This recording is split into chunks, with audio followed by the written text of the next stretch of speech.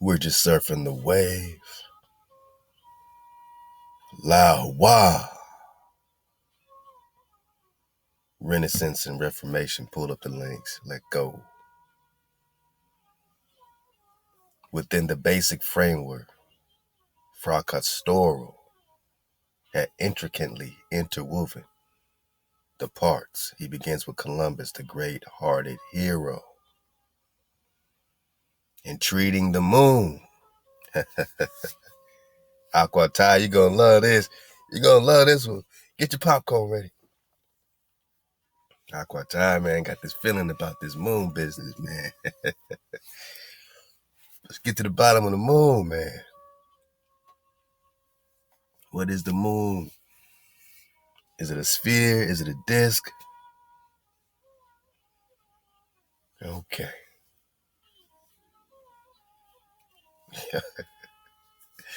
All right. I'm just laughing at Aquatai because, she be going in on this moon. The moon's never in the right place.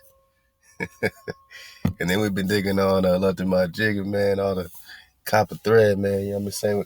We've been digging on, this electromagnetic energy or just electricity. And, is what we use today a hijack form of this, frequency, this energy, you know what I mean? Like, is electricity that we're paying for and using and all that, is that a form of Zeus? You know what I mean? Is that a form of the hammer of Zeus, man? Is that a hijack form of energy, frequency? Well, let's go back to this moon, man, because we're just talking about Syphilis. I guess this is part 4. I'm not really titling them like that. Sometimes I just want you to surf the wave. Don't worry about what part this is. It shouldn't matter. You should be able to just jump in. Somebody brand new should be able to walk into our classroom, walk into, the flow and just, be inspired to investigate. Just be inspired to investigate. Ahab to the tribe. All across the plain. All praise our Creator for the framework, for the framing and the shaping. Let's get it, man. So he begins with Columbus, the great-hearted hero, entreating the moon, Phoebe. Okay. To help him and his crew to find the long-hoped-for port. So Columbus needed help from the moon, right?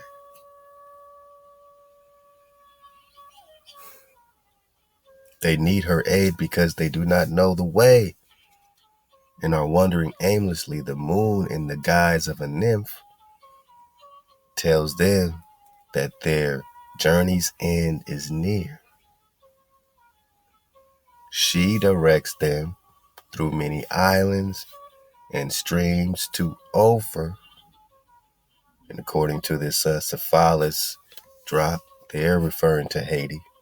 But we could be referring to another Ophir, man, like Love to Jackie Anthony. We're just talking about Georgia. Ophir in Georgia. But then, of course, you got Christopher, right? We're talking Columbus, so you got Ophir. Love to the bro Khan Yada, man. Love to the Templar, who also dropped that. All right, so we're just talking about Christ of Ophir. So this Christopher is the title of the Christ of Ophir. Ophir, which is Haiti. You know what I'm saying? The anointed of Haiti. Just dissect it, man. So when you're talking Christ, you're talking many Christ, you're talking many titles. Those are not your Hebrew messengers. You're talking Stephen the Christ, you're talking Esteban.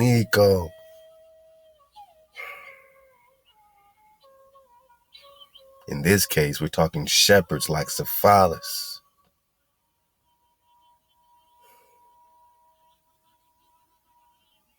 I mean, would they even have venerated Esteban, right? Esteban the Moor, who died in 1539 in New Mexico, Hawaku, right? Because, of course, they're venerating Esteban Nico, man.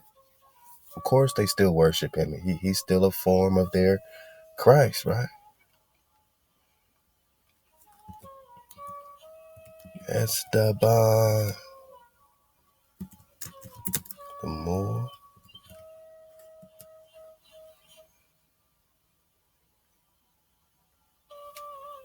Yeah, man. The brother. Of course, they're still venerating this brother, man. Is this the same Saint Stephen? I'm talking Syphilis. Huh? Oh, is it a coincidence? He's just chilling with his dogs, right? This brother's walking up on the indigenous brothers. This brother, this Moab. But he's a shepherd. Syphilis? What they got to do with the dogs? Are they venerating him? Is he, remember, he's the child of the sun, right? And even in the Cities of Gold cartoon, I mean, he was all in the monasteries and all that stuff. So this is a very Christ-like situation going on. Oh, there we go. And they got these figures. Real spill. The Hopi. Esteban the Moor warrior called the Kashina. And this is supposed to represent like black death and, destruction and all this shit. So look into it, because this is representing Saint Stephen. This is representing Saint Stephen, man. Now you're getting the picture, because this is the indigenous flow. So now we can, have a connection with the Estebanico Azamore. We're just talking Stephen, right? You know what I mean? Go get the other 3 parts, whatever you want to call them. We just been researching. Putting it all together, man. I mean, these dogs kind of say it all. I mean, would he consider himself a shepherd? What it got to do with the Syphilis? Would he consider himself a shepherd? And who's he leading into your kingdom? Huh?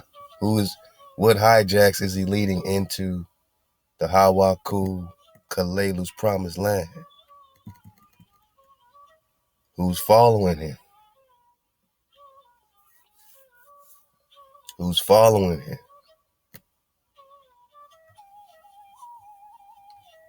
Let's go.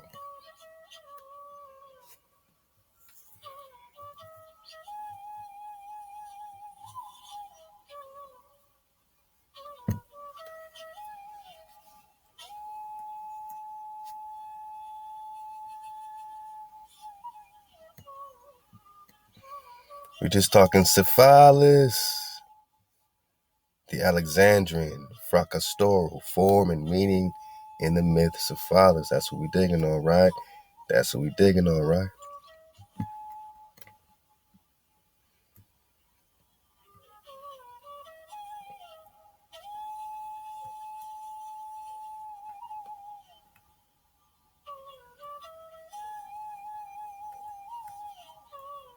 Let's keep it going. So this Columbus, Saint Christopher,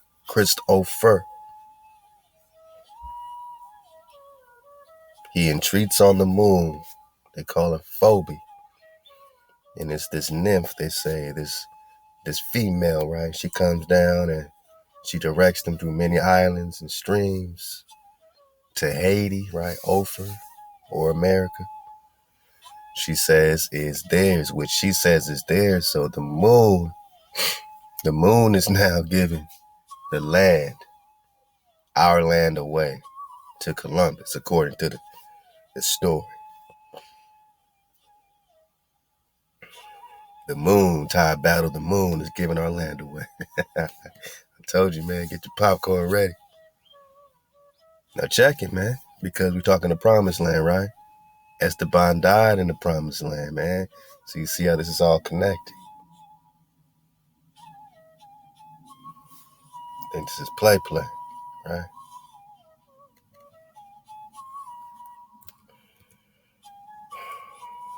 Estebanico, Saint Stephen, right? They also call Stephen the Christ, right? This Christ fur, right? Little Stephen, they called Esteban, man. Remember, man, this is Esteban, right? Huh?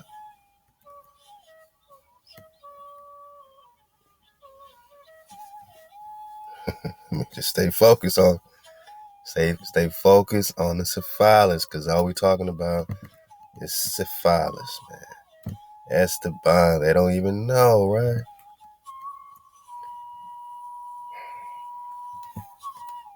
Keep it in mind. Estebanico, also known as Little Stephen. Stephen the Christ, well, I guess he would be a shepherd. I guess he would be a shepherd.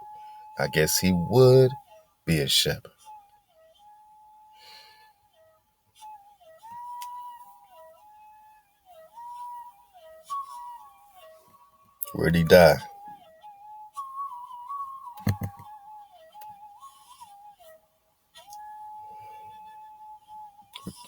Marco Deniza reported that Esteban was killed in the Zuni city of Hawiku.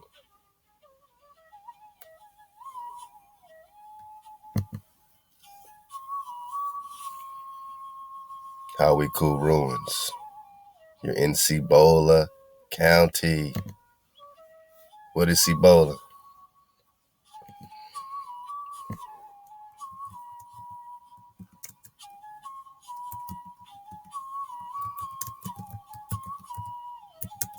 Give it away. Because we already been dropping on it. So when you're digging on this recon, we already been dropping on it. That's 2017 drop. Let's go.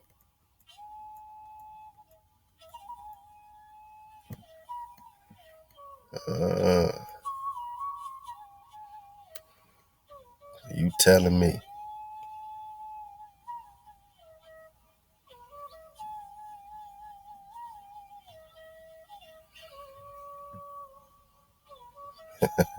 That's crazy, because we look it up and all we see is our drop, 432 to drop. This is another, Cibola, Kalalu's Negro Promised Land. That's another one of our drops. So, it's not just the Prester John recon, you know what I mean? It's a lot of the recon that you're going to find your recon all in the World Wide Web, man. We're just talking how we cool.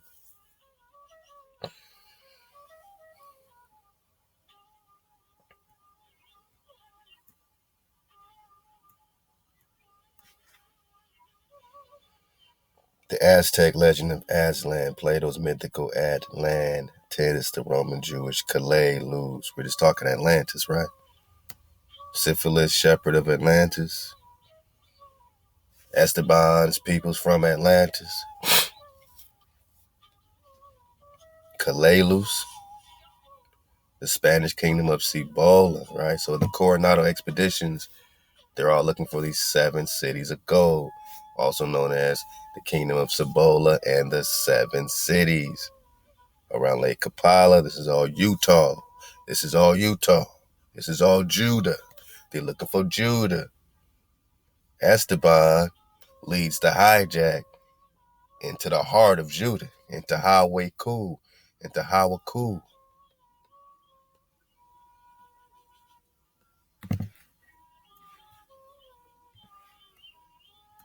Estebanico, a North African Moor slave, right? Because, hey, maybe he was kidnapped. You know what I'm saying? Kind of like, this, like Syphilis, man. You know what I'm saying? This young Christ child that St. Christopher is known for carrying this Christ across the water. Syphilis. was an anointed shepherd of Atlantis. How does it connect with Anubis?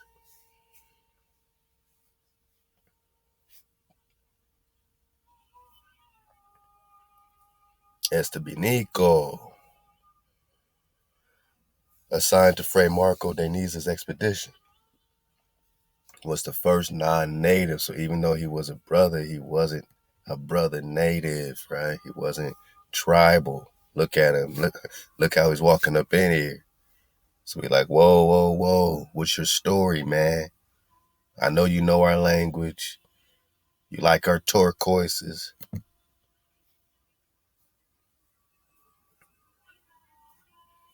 First non-native to visit Hawaku, 1539. He may have been killed when he unwittingly alarmed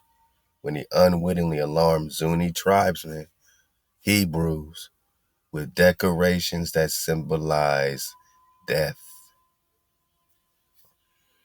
So he brought them death. He brought them decorations of death.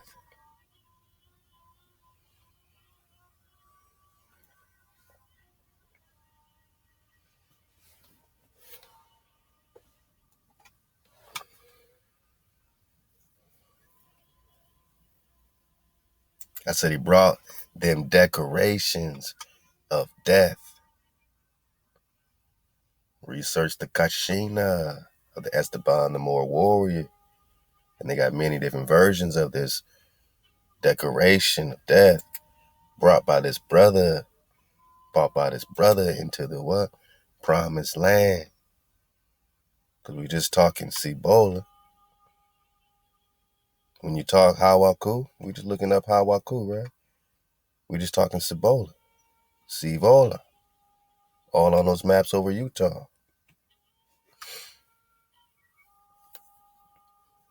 So he brought them decorations that symbolized death. Okay.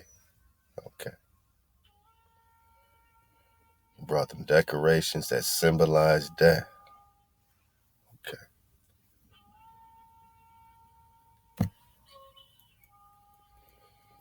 Francisco Vasquez de Coronado, remember the Coronado expeditions, conquered the Pueblo 1540, hoping it was one of the legendary 7 cities of gold. Cities of gold. He recorded its native name at the time of as Cibola, so he's recording the native name is Cibola, which you already dropped, man, is also Shimbala or Shabala. Sheba. 7 cities of gold. That's why you see the septimania on these maps over North America, as well as India Superior, as well as China. I remember, man, I gotta make sure we remember. As well as China. As well as China. China. Cathay. The city of Kinsay. All these points are supposed to be Asia.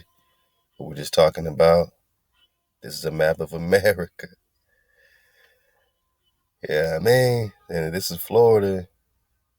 And I mean, where's South America? Is South America Antarctica? I mean, we got to put this together, man. We got to put this map of America, land unknown. Yeah, there's a lot of drop on this map, man. There's a lot of drop, but I'm just saying, this is Cibola. This is Hawaku. This is where little Stephen was martyred, they say. Let's go.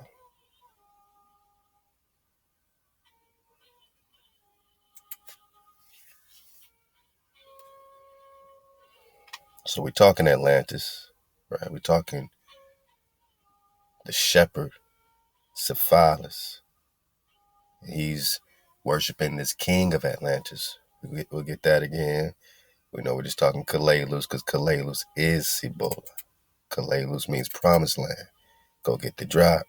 7 kingdoms of Shambhala, which is Shembala or Sheba.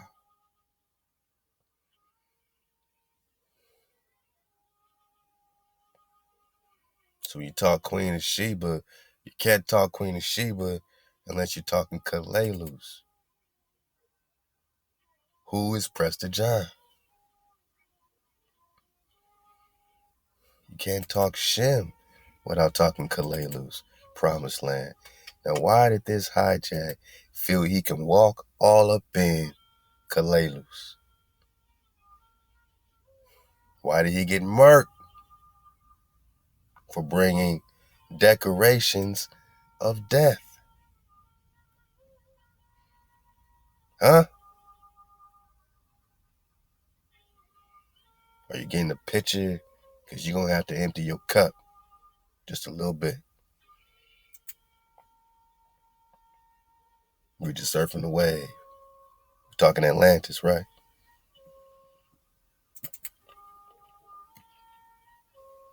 We're talking Atlas, which means we're talking Poseidon. And some that say Poseidon is Canaan. So when you're talking about the Canaanites, you're talking about the Atlanteans by default.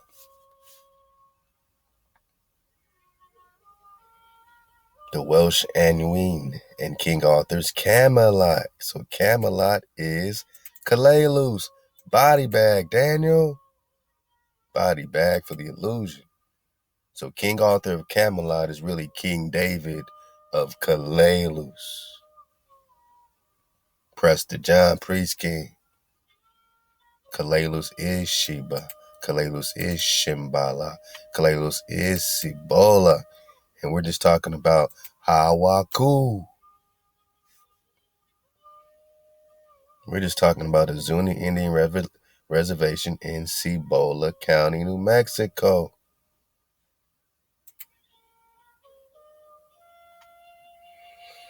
So the Camelot, land of Avalon, and many others such as King Solomon's mines in the land of Ophir in Moses' promised land, wherein he sent scouts who brought back pomegranates. Remember, that's Redman. Redman. That's where they get Roman. So you're a Roman or Redman if you're connected to Ophir, if you're connected to the promised land, which is Kalalus or Cibola. Why did this hijack think he can just walk up on you in the promised land with his dogs, right? Syphilis.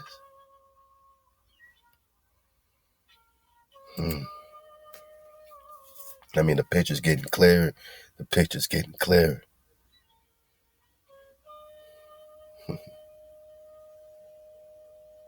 Okay.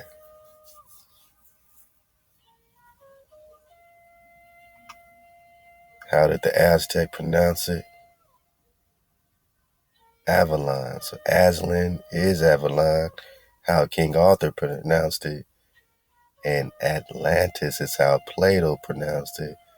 This now regarded fictional place added the suffix tis, meaning from or of Atlantis. Tis is of Atlan. Atlantis of Atlan. Connecting that back to Aslan. But we also know that Poseidon's son is how you say it? Atlan? Is it just Atlan? Poseidon's son? Let me see. I don't know how to spell Poseidon. Son. Oh, Atlas. There we go. Atlas.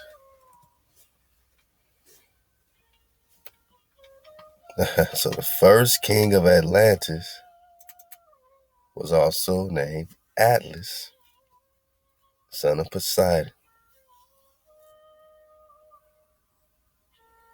All right, so we ain't gonna let them hijack us into necessarily, connecting this Aslan, what I'm saying, with, their hijack. But we can definitely say that when we talk Aztec, we're talking the Ute Aztec. The Ute is the U-Dog, is the Judah. So we're just talking Judah. And Atlantis is always trying to hijack Judah. I mean, we just caught him slipping again. I mean, you can call it Avalon and you can call it Atlantis if you want to, but we know in reality that Atlantis is Poseidon's son, Atlas, the plural. King of Phoenicia, huh? Man, we just talking Canaanites, man. We just talking Syphilis. So let's go. Let's take it back, man. Maybe we're getting ahead of ourselves. I'm just a little excited. I can't stop digging on it, man. Allahu. We can't stop digging on it, man. So where were we right quick? In the Renaissance and Reformation. Man, I still can't believe Syphilis is a shepherd. It's quite unbelievable, man.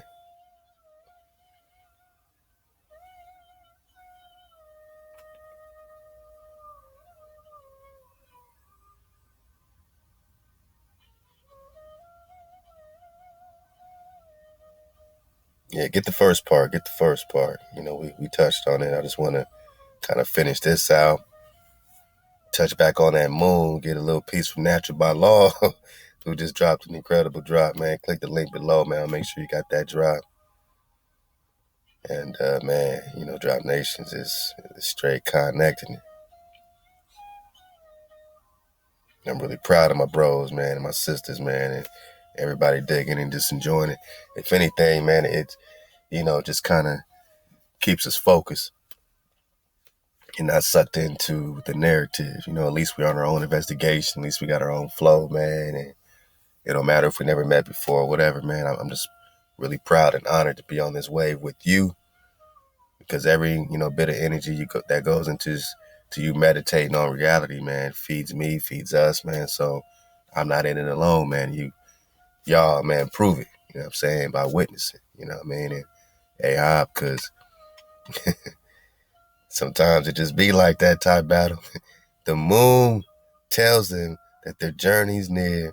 She directs them through many islands and streams to Ophir.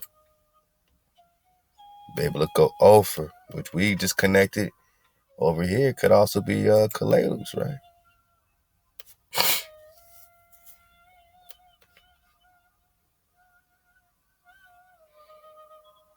Yeah, man, land of Ophir, Kalalus.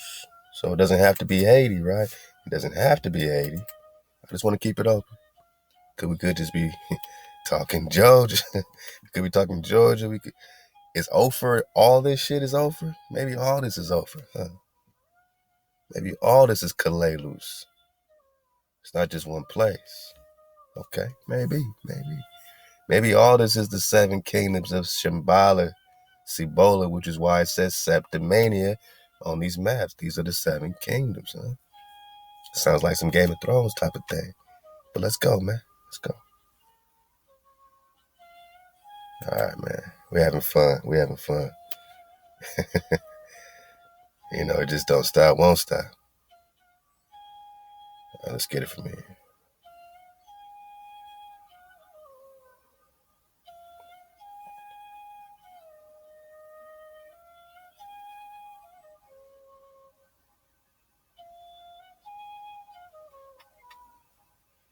Let's get it like this. Let's get it bigger. First of all, this link be tripping. Okay. So this moon directs them. The moon comes as a female nymph, all right? She's directing Columbus through many islands and streams to Ophir, wherever that is, maybe just America.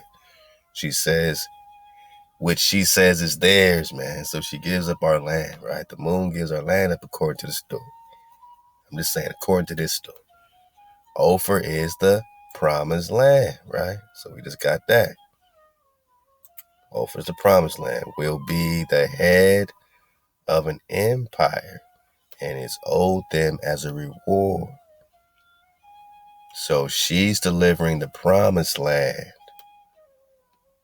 All right, letting you know that Columbus is searching for the promised land. Just like that link we got that don't exist no more, you know what I mean, about the Biblioteca Colombina in Sevilla, Spain. It's all right, though, because, you know, we still got our drop. We still read it. Go get that full drop. Just hit up, you know what I'm saying, hit up the home, you know, YouTube homepage. It's going to pop right up. It's going to pop right up. So we're talking Ophir, America. This is the promised land, and the moon is delivering it, right? She said it would be the head of the empire, so it is theirs. Ophir, this promised land, will be the head of an empire. Wow. Isn't that what it is right now? I mean, at least on the table. And it's owed them as a reward. So that's why they came with this manifest destiny. They got that from the moon, Jack. Huh? The reader soon discovers that Columbus's success, his discovery, is not an unmixed blessing. Francastoro hints at the daring nature of Columbus's quest with an allusion to Catullus 64. They're talking about the poem. Because a lot of this in this document is talking about different, you know what I'm saying, poetic drop, you know what I'm saying? But this, I'm saying so much drop is in this poetry. It's like they was really trying to hide or, you know, store the information in poetry at that time, you know. Like the Argonauts, man, love to my man Templar, man. I had a special request for an Argonaut drop, man. He did a cat dragon drop, and it back to the Thundercats. I mean, it was really dope, man. So go check that out, man. Ahab Templar, Urban Reed. Like the Argonauts in that poem, Columbus is seeing things, right? Monstra. All right. So he's seeing things which no man has seen before, and perhaps just as in Catullus 64, this may be the first step in the path towards men's challenge of the gods. His disrespect towards them, and thus the beginning of the end of the golden age, for the illusion invites the reader to reinterpret the curses on the modern world, which Fracastoro's list in Book 2, war, disease, crime, poverty, famine. Whoa, I mean, look around then. We're in a cursed, you know, situation, right? Because that describes our time right now. War, disease, crime, poverty, famine. In light of the conclusion of Catalyst 64, Catalyst describes a time when man has turned completely away from the gods and lists the results. All these ills result from man's overstepping its bounds. In fact, Fracastoro presents the greatest glory of the age as almost synonymous with hubris. The recent discoveries are great achievements. Fracastoro proudly states that his age is able to plow the seas with ships as an act denied even to the ancients.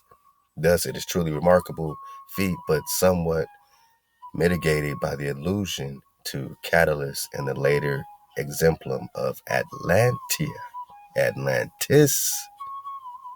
as queen of the land and sea. So we're just talking Atlantis as queen of the land and sea. Atlantia often plowed the sea with 1,000 ships. It is, however, impossible to express in words the inhabitants' contempt for their gods.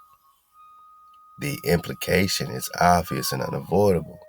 So they're being ruled by all these denizens, right? All these semi gods and all this stuff. And they, of course, had all these fallacies and issues with each other. So they had contempt, you know, each for each other's gods, because there was, you know, tribing up, choosing sides. The boldness of seafaring is incontrovertibly linked with contempt for gods, for despite a sailor's due, despite his clear heroic stature, Columbus may be attempting too much. Fracastoro does not in the end decide, but the tension remains. The poet even complicates things further. The Europeans were destined for great things. They were supposed to subdue new lands and people, long at peace and free. They plotted and planned that this is what they do, right? The Europeans, right? But we know what the Europeans look like, right? We read the Benjamin Franklin Observations of Mankind, right? So we know what Charles and them was looking like, right? We know what George and them was looking like. We know what Genghis was looking like, right? We're just talking melanated, copper color, you know, brothers, right? Brothers, right? They were supposed to subdue new lands. And you, my Naga people, long at peace and free. So you have been long at peace, and you have been long free, and they were going to subdue you. What did Papa Boo say again? Subdue all Saracens, right? Subdue all Saracens. Let's go. But they committed another act of hubris, killing the sacred birds of the sun. Birds of the sun? And you wonder, are they referring to phoenixes or dragons? Like, who are the birds of the sun on Ophir? Were they slaying dragons? Who are they calling birds of the sun? The sailors on their landing marveled at them and immediately picked up Vulcan's creation, their guns. So this Vulcan or this, that's a whole nother drop. This shepherd, right? Another shepherd figure, kind of like a Thoth figure.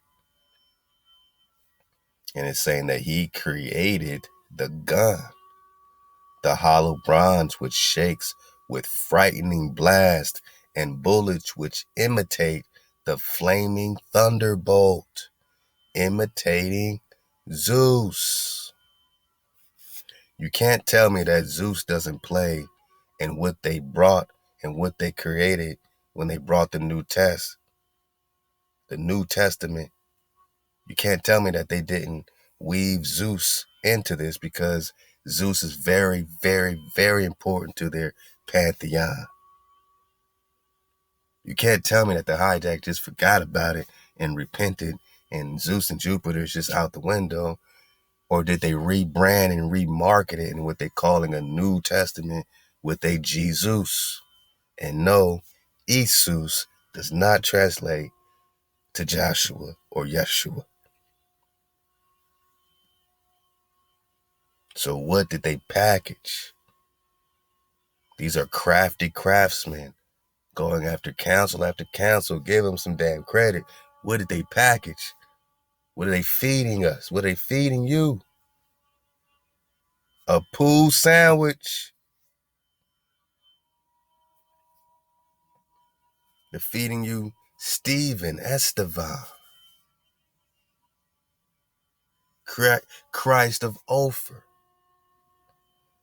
So when you venerate Christ and you shout out Christ, which one?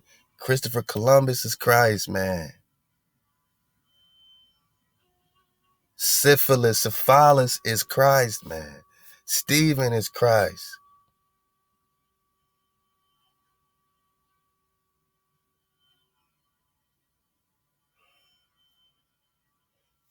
You can't fuse the ancient love song and the excellent new tune. It just doesn't have the same vibe to it.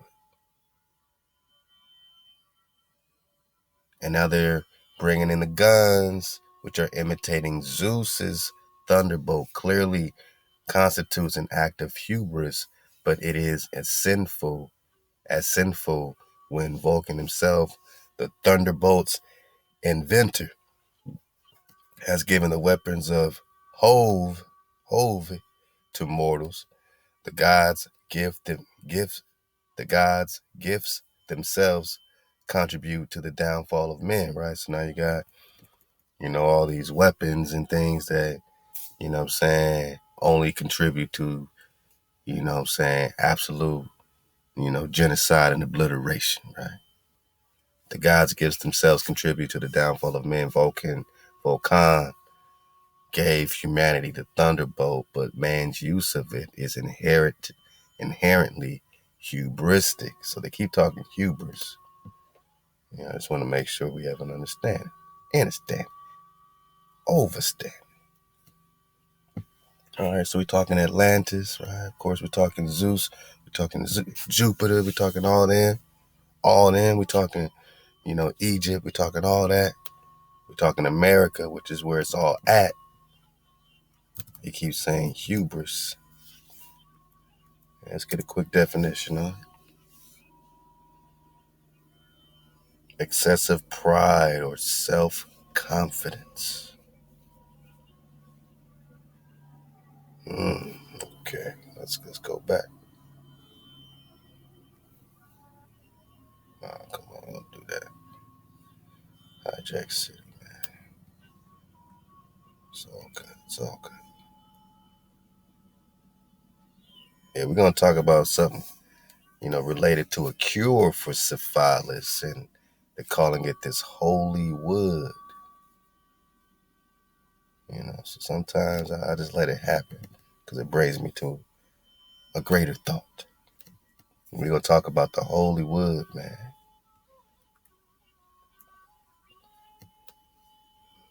Illustrate the beginnings of the disease and the origins of that holy wood. We're gonna talk about this indigenous cure.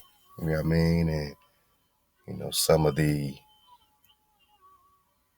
like it came with instructions. You know what I'm saying? You had to be righteous for this cure to even take effect. So they, sometimes said, "Oh, it didn't work."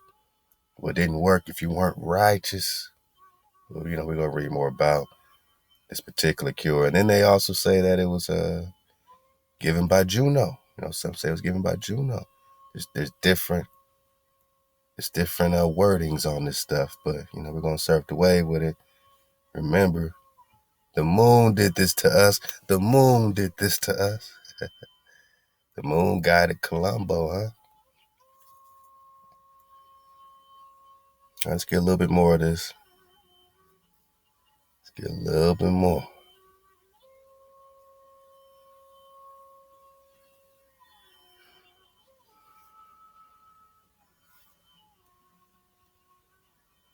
Vulcan gave humanity a thunderbolt, but the man's use of it is inherently hubristic or self-confident, or, what I'm saying,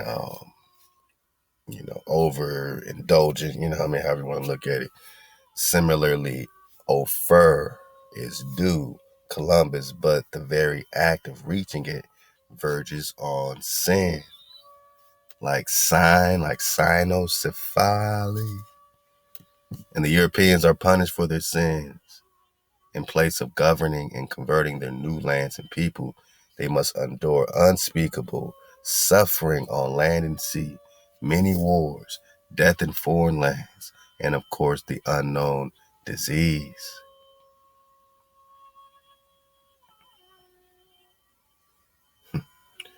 It is this disease, in fact, reverses the course the fates had intended, where Columbus and his men were to convert the new world, and it is actually the natives, the race with black faces and hair.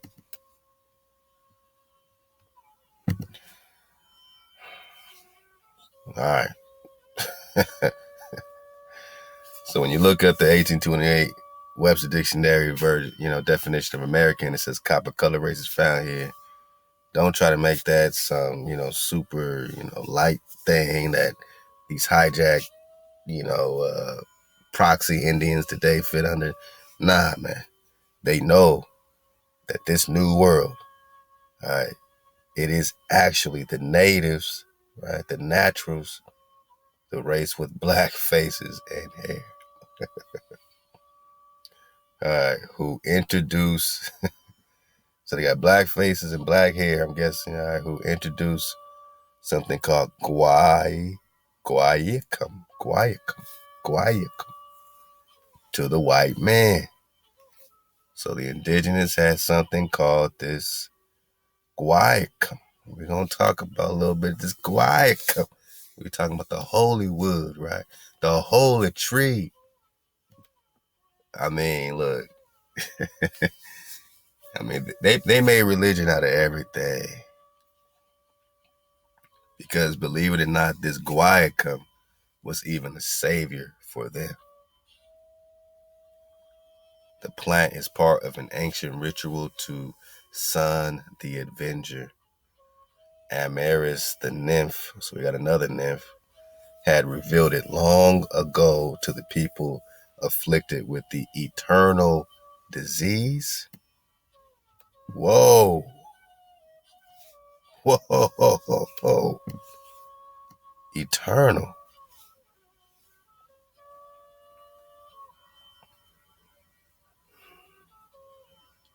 So when we reading, about going into the daughters of Moab and how the creator, literally started, slaying. We're gonna get that in number 25. We're gonna get that in Numbers 25.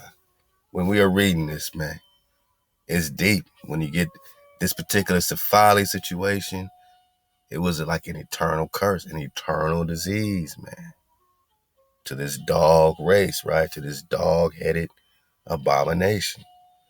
And when you start mixing in with them, you get that curse. In that case that we just got the last part, mixing in with the daughters of Moab, was giving us this venereal situation. It's on different levels. There's levels to this Syphilis. She explained the reasons for the plague. It is not right for mortals to equate themselves with gods,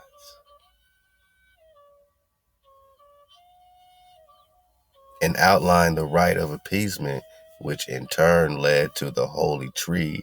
Their what? Salvation. Let's get it bigger. Let's get it bigger.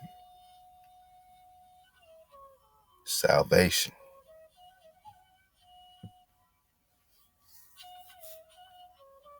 The holy tree, their salvation.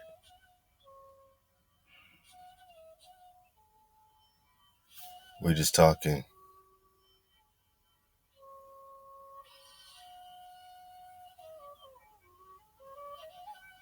Guaiacum, the plant, the tree, the holy tree. We're talking salvation, man. Because this was an eternal curse. See how deep this Syphilis go, man? See how deep this goes, man? This is eternal damnation, man. We're not just talking about getting antibiotics for the venereal disease of syphilis. You know what I mean? There's levels to the Syphilis, I'm saying. And if you really had that Syphilis, you know what I mean? That's an eternal curse, man. But there was a cure. Remember they said that Thoth or mercury was all supposed to be a cure, but it jammed you up much more than it helped you. It caused more sickness. So there's always duality. Yeah, there's this curse or that curse. Now they say there's another document that's talking about that Juno, the goddess Juno, is the one that's blessing them with this plant. But she could have just been pointing it out to him, like giving him the drop of it. You know what I'm saying? Perhaps it's the creator's cure. You know what I'm saying? And Juno's just pointing them in the right direction. We don't know. I'm just surfing away. So hearing the history from the natives' king. Who? The Khan. So you can't be savages and have a king, right? You have a kingdom. Columbus and his men witness the strange ritual, and finally they take it back to what they're calling the old world. We just know they're talking their world, right? Because this is the old world. So they took back this holy tree, their salvation, back to their world. The Europeans thus import, not export, ritual. Import, not export, ritual. And instead of saving the soul of others, they merely cure their own bodies. The Europeans cure their own bodies. So we got to go deeper and say, are they just curing the leprosy? Man, we got on this leprosy and how this is connected with this Baal or Bajel or this, what else they call it? The y'all disease. I said, dodge them y'alls, man. You know what I mean? It's all leprous. It's all leprosy. Syphilis, they just called it leprosy. So all that stuff in the scripture about leprosy, you're just still talking Syphilis, man. All that drop on Moab, man, you're still talking Syphilis.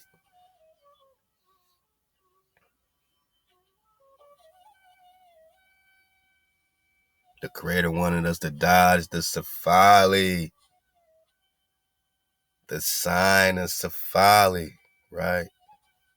Cynocephaly, Synsin, sin, dodge the sin, dodge the Cynocephaly,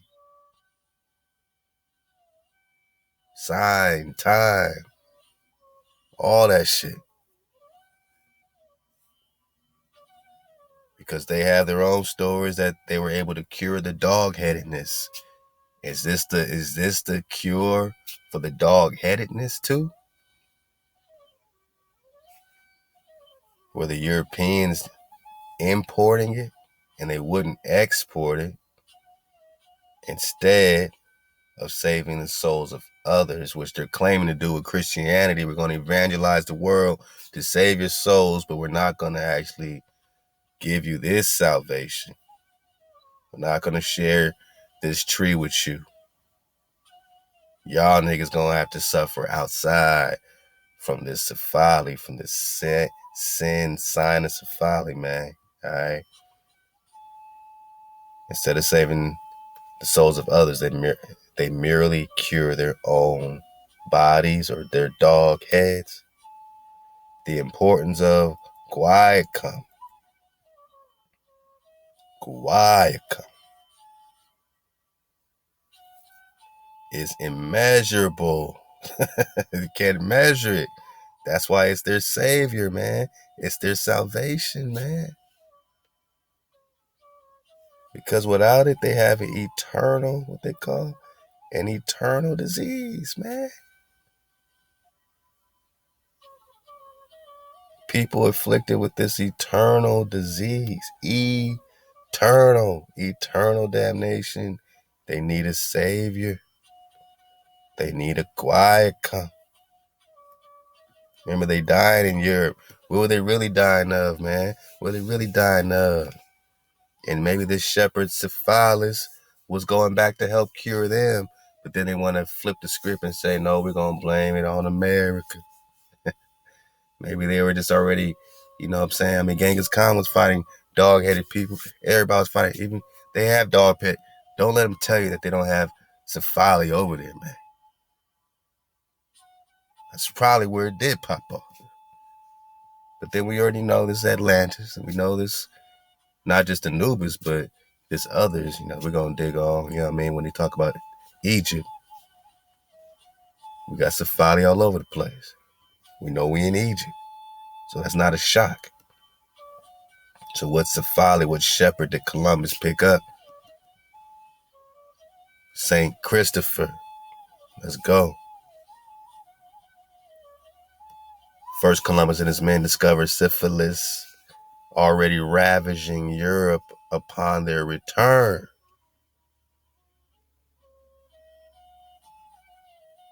So did this venereal situation pop off even before they even got back there? this bestiality, right? Because this is all a dog situation. The syphilis is a dog gene. The sailors, even though they may have carried the disease back with them on the ships, could not have introduced it to Europe. Uh-oh. So Europe already had Syphilis. It is already there. Bang. So they want to blame everybody else for this bestiality, for this dog-headedness, man. But in reality, the world's pretty much being run, or, like that was the threat. They were trying to run the world, right? These dogs were trying to run the world. Who let the dogs out?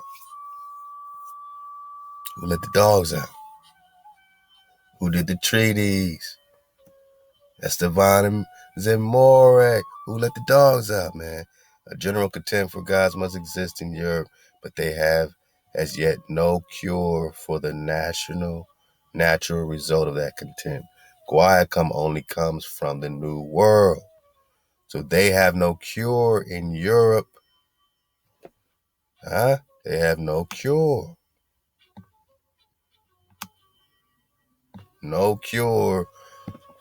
The natural Guaiacum only comes from the promised land. The tree is doubly or doubly important because syphilis is eternal, man.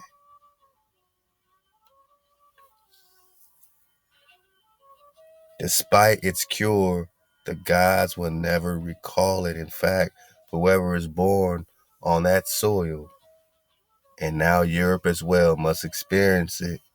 History has already proven that the disease began long ago when the shepherd Syphilis, in anger against what he considered the indifference of the gods, so they were all doing their own infighting, decided to give sacrifices instead to the visible king Alcethius. That's what we got last time. They call him the king of Atlantis. So he said, man, instead of sacrificing to all you guys, I'm going to worship this guy right in front of me. Other townspeople followed his example, and the king was overjoyed with the worship. So he was down with it, usually given to the gods. The gods then sent the disease on man, Syphilis. But the dog-headed people was already here, right? So they already had the dog heads, but now the dog heads had this disease, okay? Now the Syphilis has had this disease because they were supposed to be worshiping the sun or Apollo. Now Esteban's called the child of the sun. Come on, man. Put it together. That's Saint Stephen. That's their Christ, man.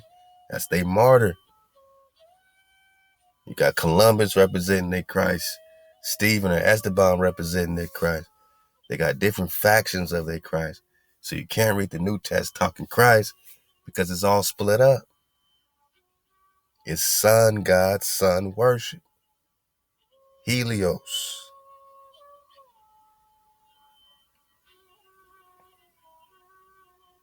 But even this was not the first case of such crimes and punishment, as the native king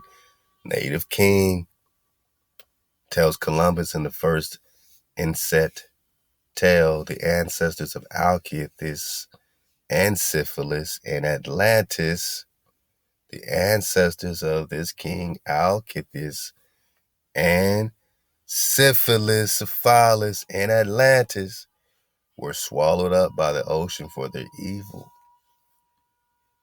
So why did the Creator swallow them up? Why did he demand that Joshua, swallow them up, eradicate them, right? Why was it important to rid the earth of these giant dogs? Because it also, be bringing out that these were giants. Some of these were giants, giant dogs, man. What would a giant dog do to your children, man? Why did the Creator have to swallow them up? From that time on, in that part of the world, cattle and other great four-footed creatures disappeared. All right, so there was an imbalance from these giant dogs. Nevertheless, Syphilis and his countrymen in the second tale seem completely oblivious to the highly tenuous nature of their flocks. It escapes him that his flock and herd are not indigenous. Uh-oh.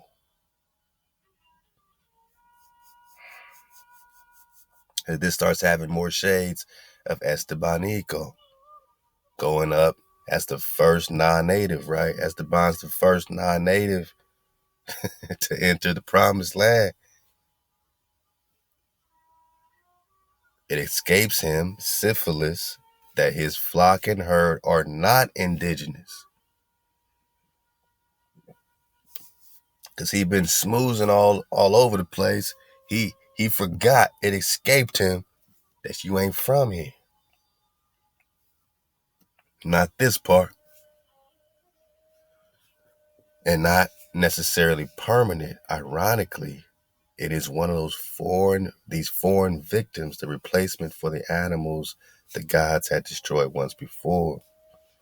So you could look at this even as the dog head. So the dog heads are also, you're talking about a herd, right? A herd, right? A herd of dogs.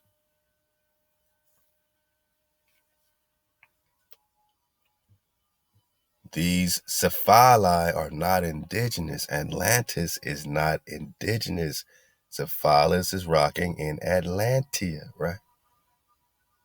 Atlantis is not indigenous to America. It was a synthetic, super high-tech, a hijack. Now you got a Canaanite situation coming straight out of that, with that, rocking with that. Remember, if we're talking Poseidon's son Atlas, Poseidon, some would say, has a relation with this Canaan, or is Canaan.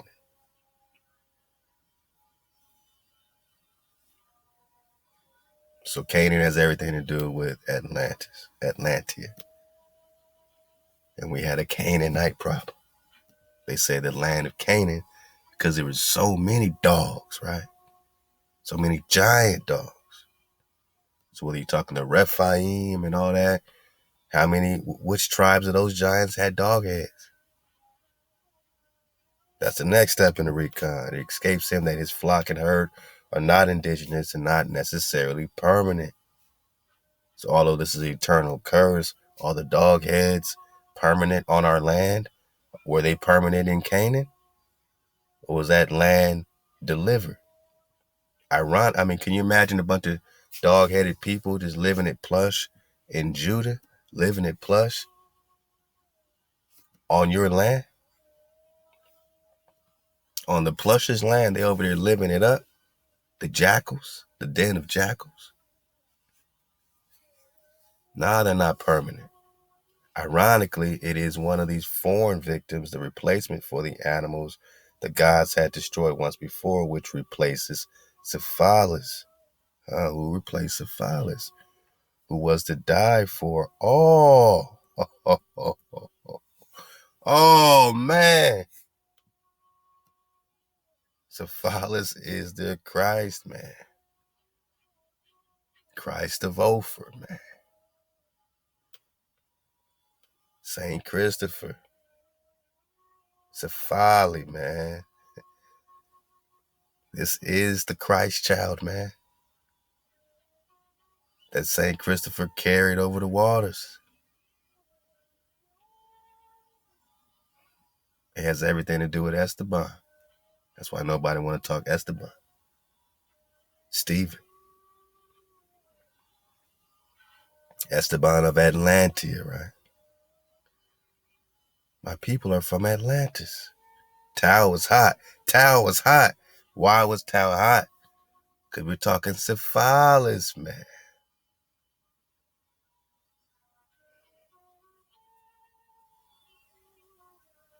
Now, it says the replacement for the animals the gods had destroyed before, which replaces Syphilis, was to die for all.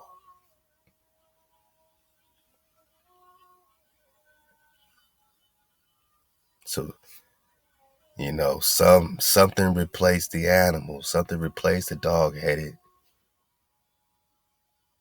and was supposed to die for all. And this is all according to the Atlantis drop.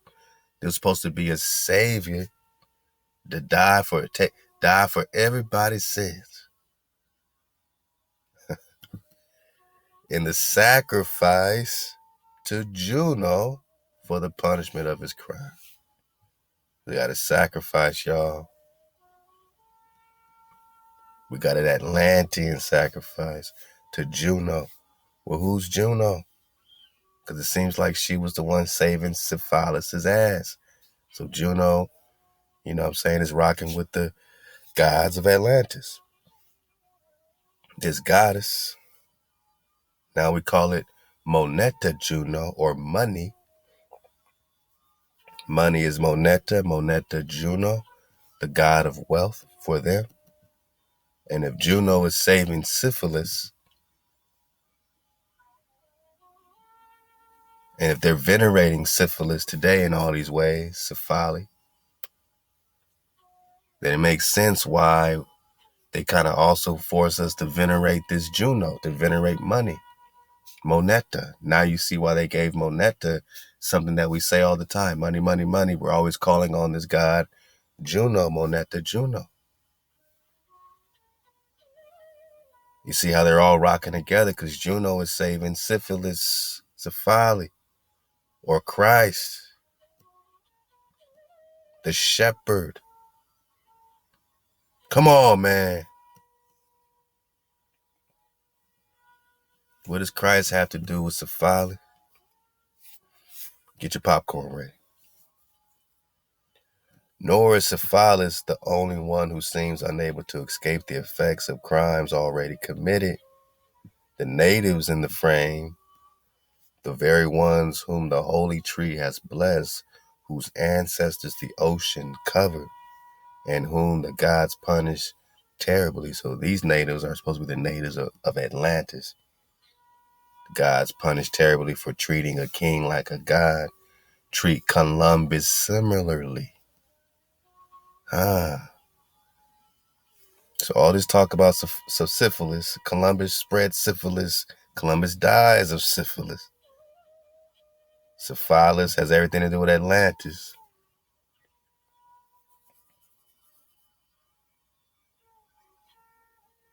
And now he's being venerated and treated like a god. This is also a Christ, an anointed. They're telling you in your face, man, they treated Columbus like a king, treated a king like a god. They treat Columbus similarly.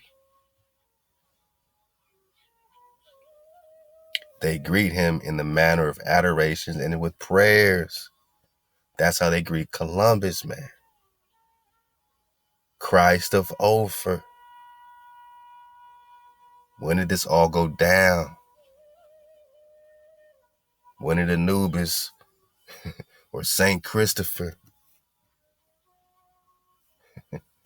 carry this child, this Syphilis?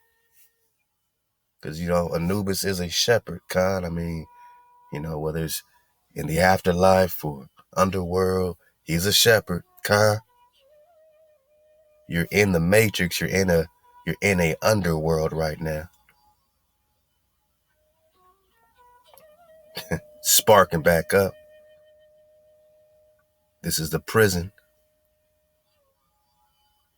You're breaking free of the chains into reality, man, but you got to let the water flow.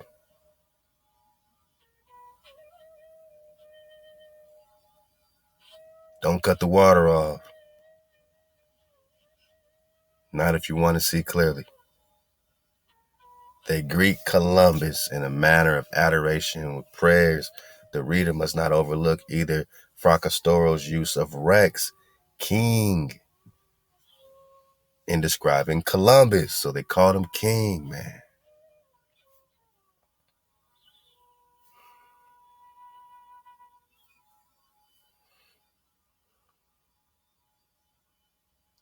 It's interesting that they said that Syphilis wanted to venerate this king, right, of Alcithis of Atlantis, and they're drawing a parallel of Columbus and this king Alcithis.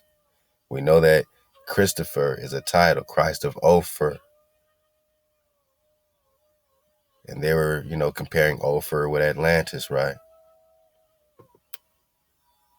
So is this all the same thing? Are they just giving it to us, that this king of Atlantis is Columbus? They called him king, venerated him, adoration with prayers, Rex, king, talking about Columbus, Christ of Ophir. What was Syphilis' relation with him?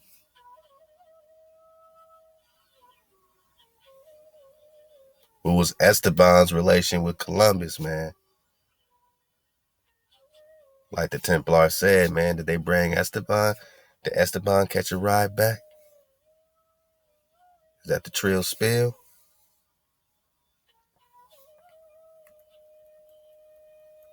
I mean, if we surf the wave, if we're just talking about Estebanico, little Stephen, is that their little Christ child?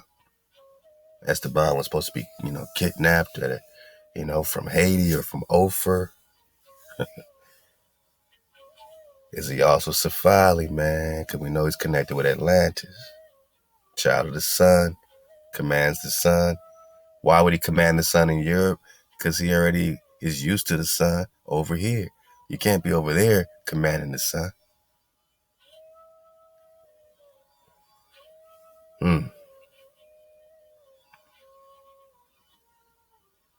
So they're calling Columbus king, or that the hero and his men enjoy the attention of the natives of Alcithis as the natives of Alcithis had before him.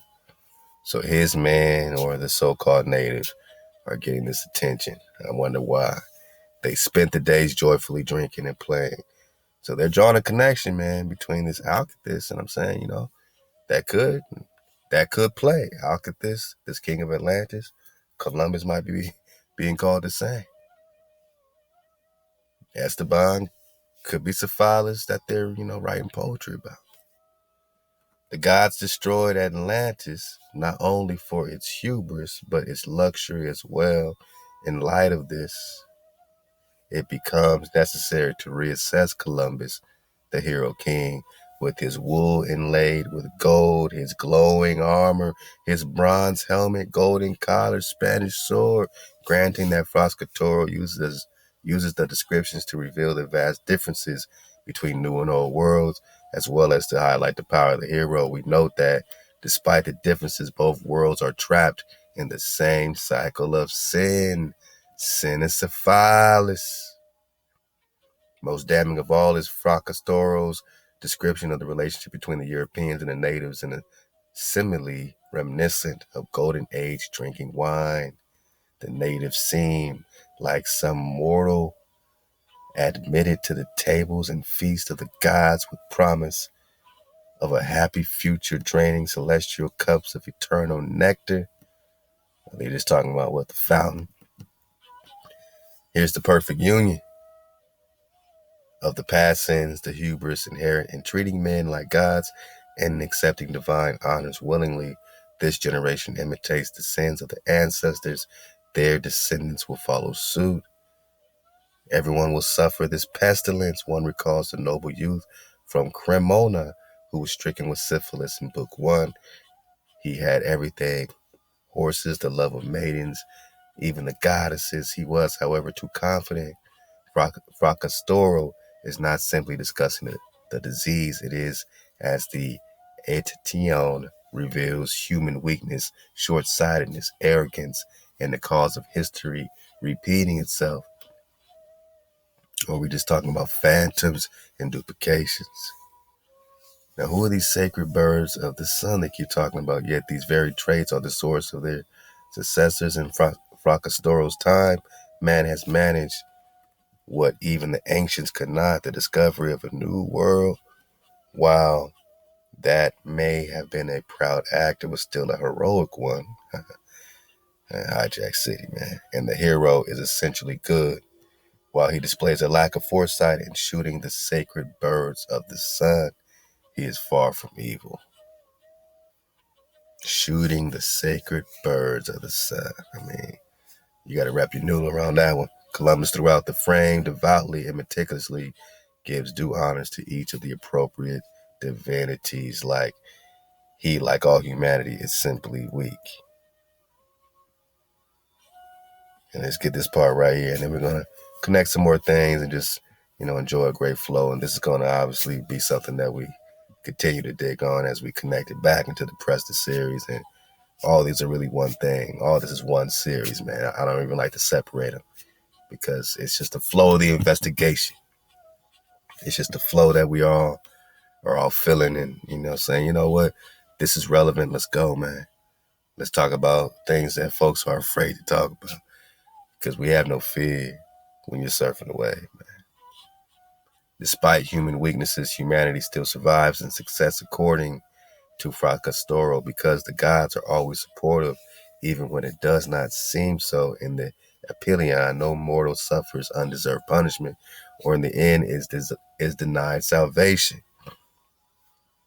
So their salvation talk goes back a long way. Just because you read somebody's name means salvation. What are you talking about? You can be talking about a holy tree. You can be talking about all kind of Atlantis. So hijack, saved from what? The suffering, the pestilence. Sounds like Egypt, right? They needed salvation. The gods will allow cattle to survive in the new world. And Juno, Moneta, money, in the inset tale, ordered Apollo to replace Syphilis with the more appropriate bull.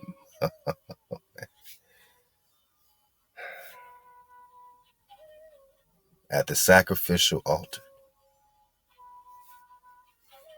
So Juno saved Syphilis because Apollo was about to sacrifice Syphilis, man, for not worshiping him and worshiping that king, right? Or Columbus, huh? She also painted the holy tree, which, despite its character as Indomita, untamed or unmanageable, is, with the proper instruction, the cure for the eternal disease. Back to this holy tree. God the Avenger inevitably becomes the merciful to the utmost benefit of man.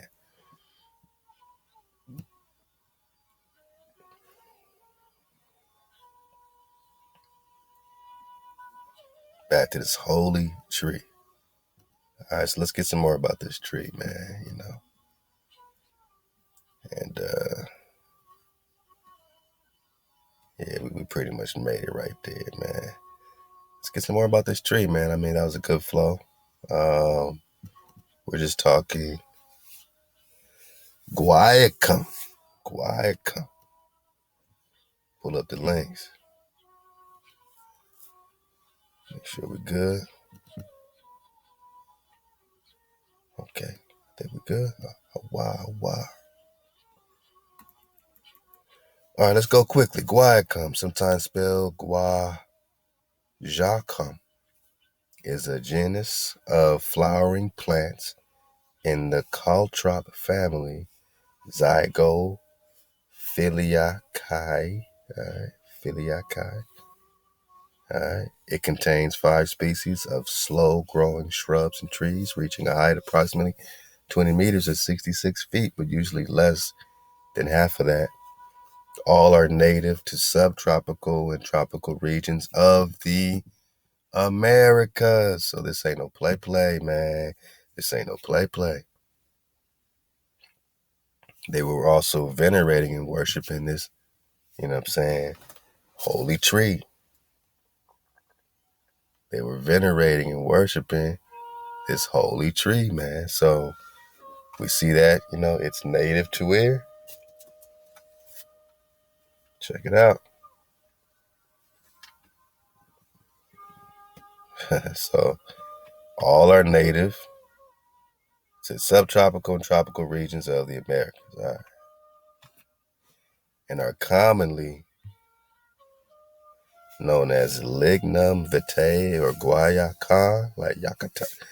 Sounds like Yucatan or guac, like guacamole, man.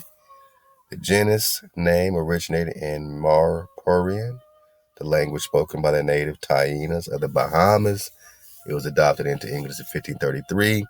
The first word in that language of American origin. Members of the genus have a variety of uses, including as lumber for medical purposes, ornamentals. All right, man. What's the drop? Oh, okay.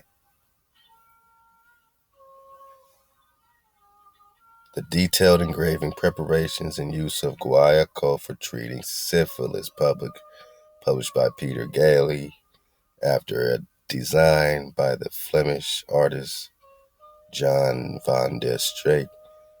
It depicts 4 servants preparing a concoction of gum guaiacum for their wealthy master under the supervision of a physician, Paracelsus. The famous, if controversial, Swiss physician disputed the effectiveness of this treatment and was censored for his criticism.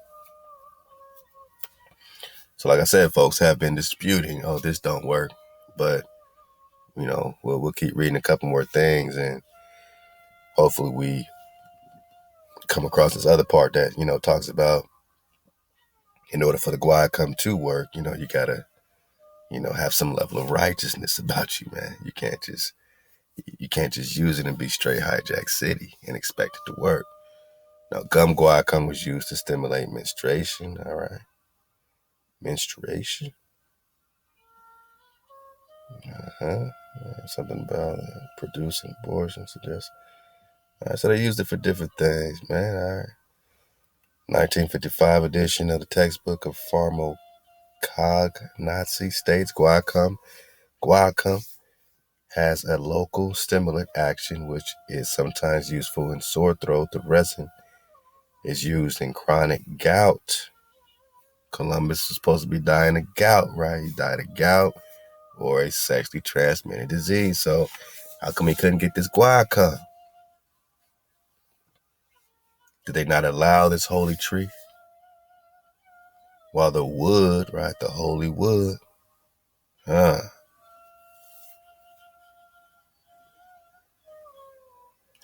just think about this tree, man. And I go back to Acts. I think it's in chapter 5. And, where it talks about Christ was hung on a tree. And I'm just thinking about Christ of Ophir and how he died without this tree, man.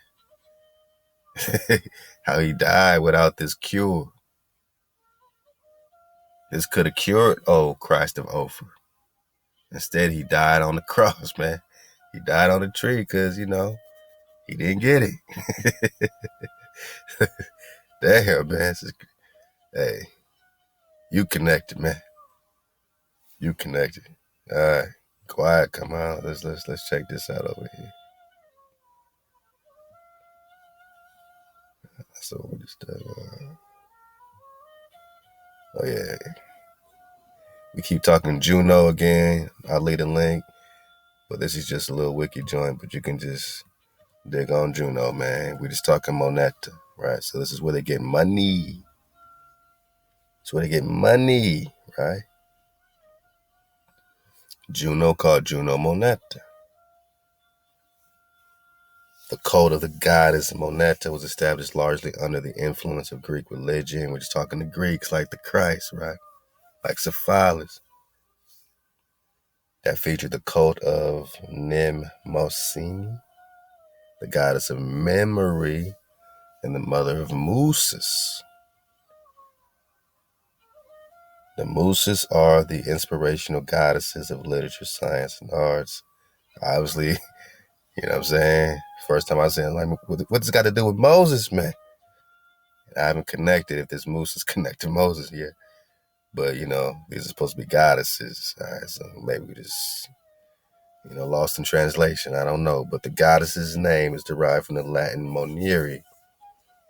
She is mentioned as in a fragment. All right.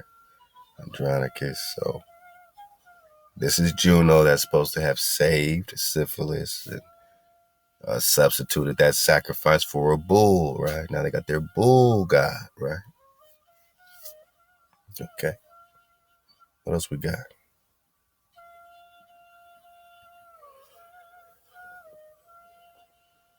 Let's pick it up from here. Pull up this link from stephenjgold.org. I'm just jumping in. Let's go. Because we're talking about the curative powers of this guaiacum.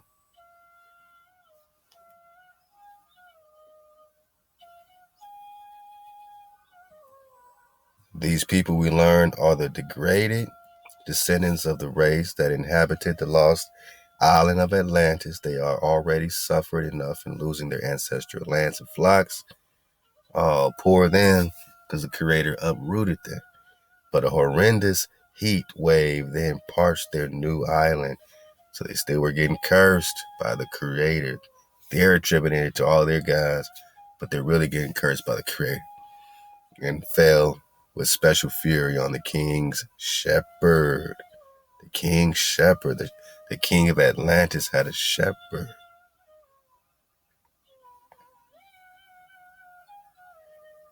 And I just keep trying to,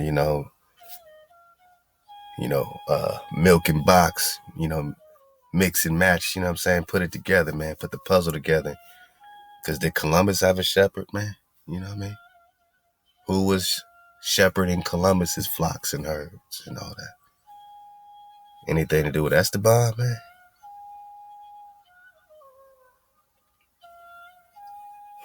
Okay, let's go.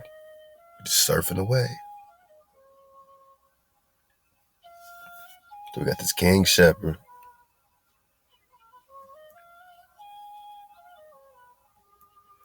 Syphilis cursed the sun, destroyed Apollo's altars. That's why Apollo wanted to sacrifice them, but Juno stepped in. We're getting from different sources.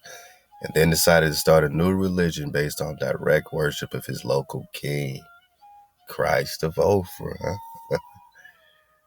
The king, in turn, heartedly approved this new arrangement. Don't that sound like something Columbus would do?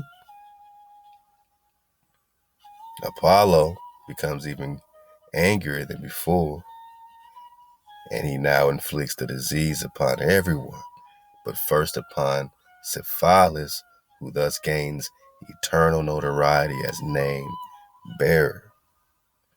A shepherd or two could be spared, but the suffrage of kings demands surcease. Surcease. The high priest, therefore, suggests a human sacrifice. All right, so the high priest now is suggesting a human sacrifice to assuage the wrath of Apollo. That's when they wanted Syphilis, all right, now given his Greek name, Phobos. And I just thought about that when I thought about, when they talk about the moon, Phoebe. And now you got Apollo, Phobos. So you got Phoebe and Phobos, huh? And guess whom they chose? But unfortunately, the goddess Juno decides to spare the unfortunate shepherd and to make a substitution, an obvious parallel to the biblical tale of Abraham and Isaac. For since then, these natives, the former inhabitants of Atlantis, perform an annual rite of sacrifice to memorialize the hubris of Syphilis. The hubris, with the self-confidence, the majesty. I mean, they could be using it in different ways. And the salvation of the people by repentance, man. So, this whole thing about salvation, repentance, I mean, obviously, they're getting it from a core, you know what I'm saying, that has to do with you repenting, you know what I'm saying, to your Creator. But now they're taking that repentance and that salvation and just putting it with phantoms and bullshit. So when you're reading this in the New Testament about salvation and repentance through the blood of the Lamb is the sacrifice, right? annual rite of sacrifice to memorialize the hubris of Syphilis. So they are memorializing, they are worshiping Syphilis, man. When did they stop? When did they stop? Or did they just hide this dog head Syphilis right in your face? Stephen the Christ, child of the sun, right in your face. Jesus, man, right in your face. Zeus the Christ. Syphilis the Christ. Christ of Ophir, Columbus, Esteban, Stephen the Christ. You can't just talk Christ to us. You can't come over here on our land and talk Christ to us. Any of our brothers talking Christ to us need an intervention. Because you're not talking Hebrew Mashiach. You're talking Syphilis, the rite of sacrifice to memorialize Syphilis and the salvation of the people by repentance. We're talking Atlantis, we're talking Egypt, we're talking Christianity, we're talking child of the sun. The natives still suffer from Syphilis. Atlanteans still have Syphilis. Natives. So when you talk Estebanicos and Moor in Moab, they will be considered natives that still have the Syphilis. And we'll get it again. We got, that these daughters of Moab were, plaguing the bros with this particular venereal situation and whatever else came with it. But their annual rites, and we're going to read it back in number 25, man, right after this. So, we're going to see how the Creator dealt with it, pretty much by slaying everybody who laid with Moab. Why? Because it has an eternal disease, Syphilis. And their annual rites of sacrifice please Juno, who in return allows a wondrous cure, the Guaiacum tree. So now they're attributing the Guaiacum tree to Juno. I think Juno's just hijacking it and just pointing them and, picking the tree and giving it to him rather than creating the tree. I don't think Juno created the tree. But she allows the wondrous cure. She, connects them to the drop. She just allows the tree to grow on their island alone. The Spanish sailors, now also infected with the disease, learn about the new cure and bring Guaiacum back to Europe. That's what we just read in another source. Thus, the imprecation heaped upon Spain by calling syphilis the Spanish disease becomes doubly unfair. Not only should the Spaniards be absolved for importation because the disease struck Europe all at once, well, we just read also that Europe already had it. We just read that Europe already had it. So don't try to wiggle out of this hijacked city. Oh, it wasn't us. But the same Spanish settlers encountering a long history of infection and treatment of the New World had discovered a truly beneficent remedy.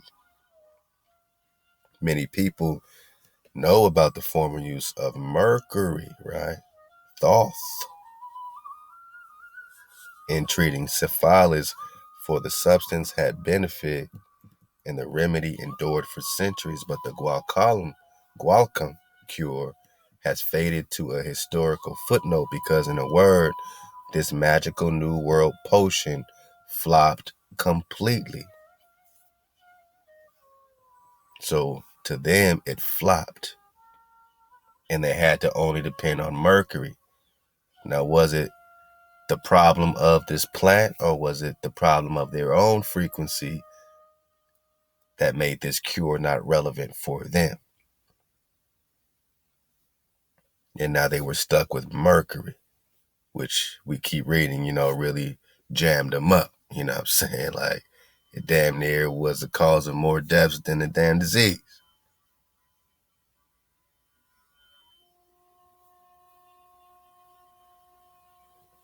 Many people know about the former use of mercury in treating syphilis, for the substance had some benefit and the remedy endured for centuries, but the Guaiacum cure had faded to historical footnote because, in a word, this magical new world potion flopped completely by 1530, the year of Fracastoro's publication. Paracelsus himself had branded Guaiacum as useless, but Fracastoro devised the myth of Syphilis during the short period of euphoria about the power of the new nostrum. The treatment failed, but the name stuck. Did the treatment fail? Let's keep reading, man. Let's keep going. Because how can it be failing all the way over here, And then we're reading about this, magic and curative, and everybody is curing. You know what I mean? Let's get this part again right quick.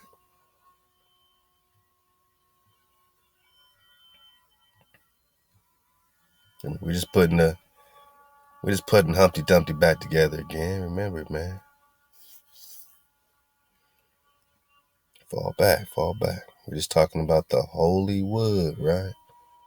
And when you think holy wood, you think about the cross of Christ, right? Hung on a tree. You think about the shepherd, right? I can't make this shit up, man. Let's go.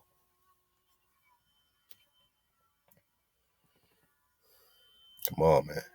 It's right in your face, ball.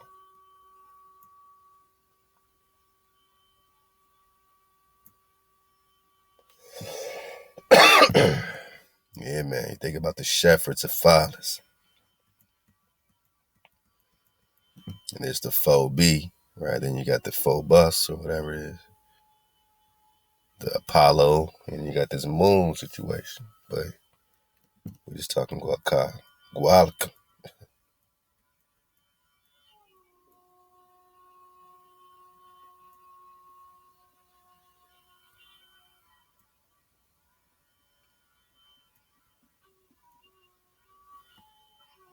The holy tree.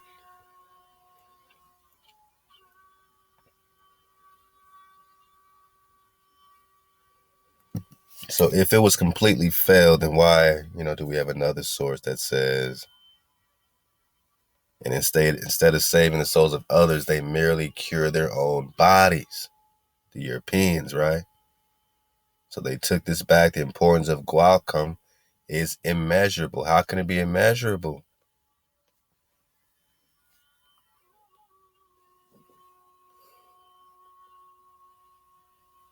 Guaiacum only comes from the New World.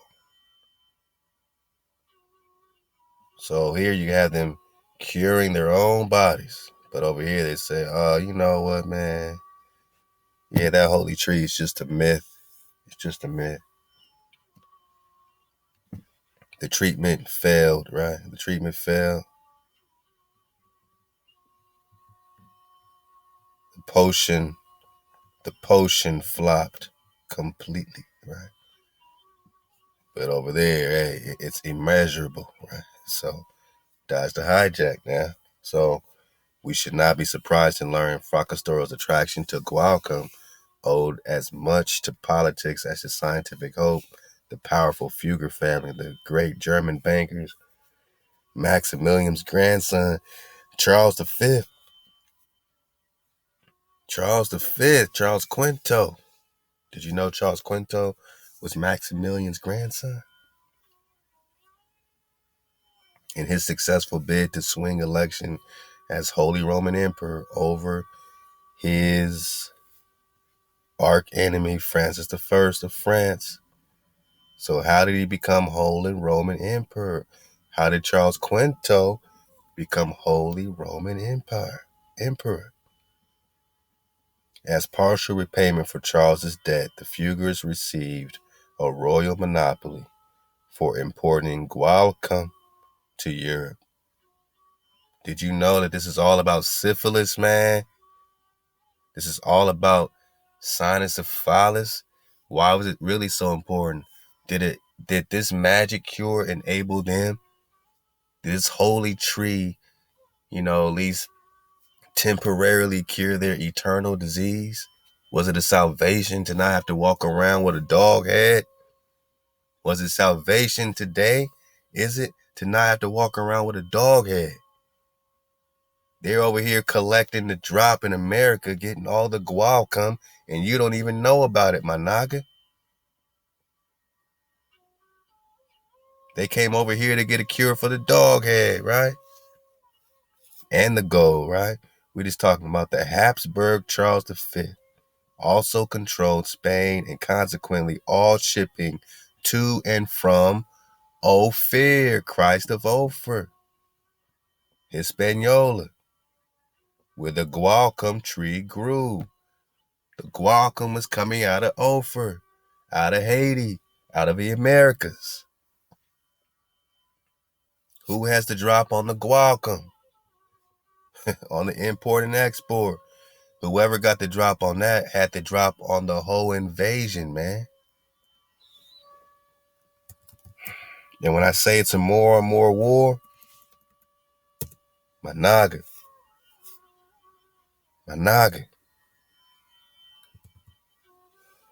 This is Charles Canto, Charles V, or Holy Roman Emperor Charles V. And he's rocking at the same time that Esteban, little Stephen the Christ, is born and rocking, man. And in that Cities of Gold, you see Esteban and you see Charles V making cameos in that because he's controlling all this shit. Nah, man, come on, man. Come on, man. Charles Kento got it on lock, man.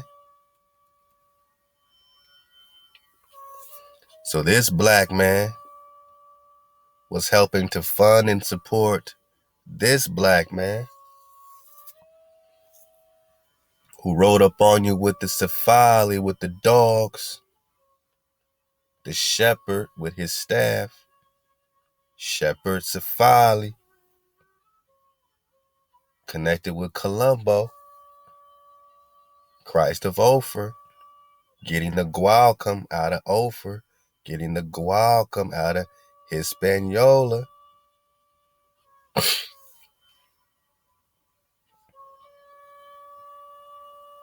Charles V controlled Spain and consequently all shipping to and from Hispaniola.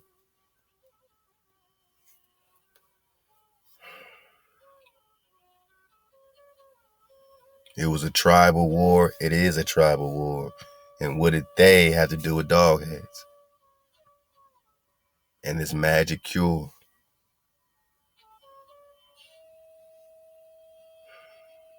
That they getting from you that doesn't even grow over there. So we talking tree of life. Shit, this is the tree of life. This is giving them a new life, man.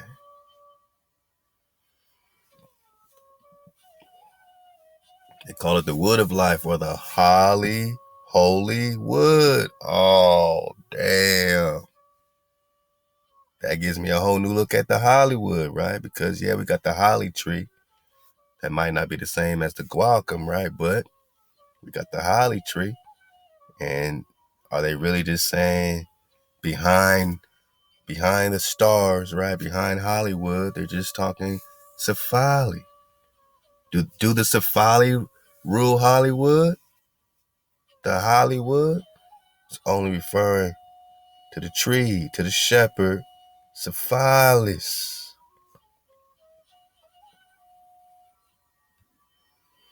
I guess this will be what Guaiacum look like. Guaiacum sanctum.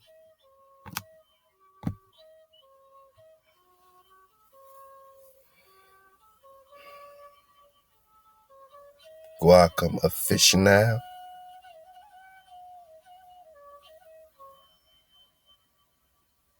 Does this cure Syphilis?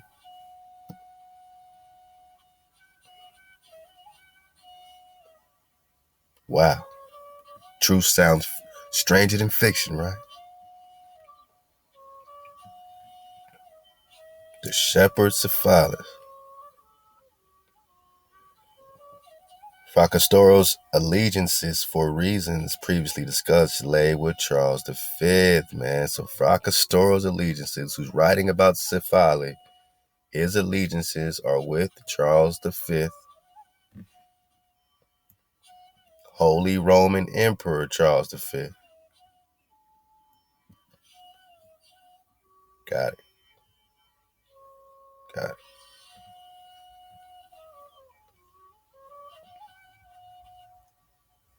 Back it up.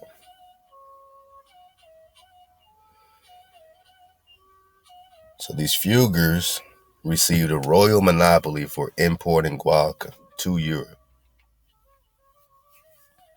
The Habsburg Charles V also controlled Spain and consequently all shipping to and from Hispaniola, where the guaiacum tree grew.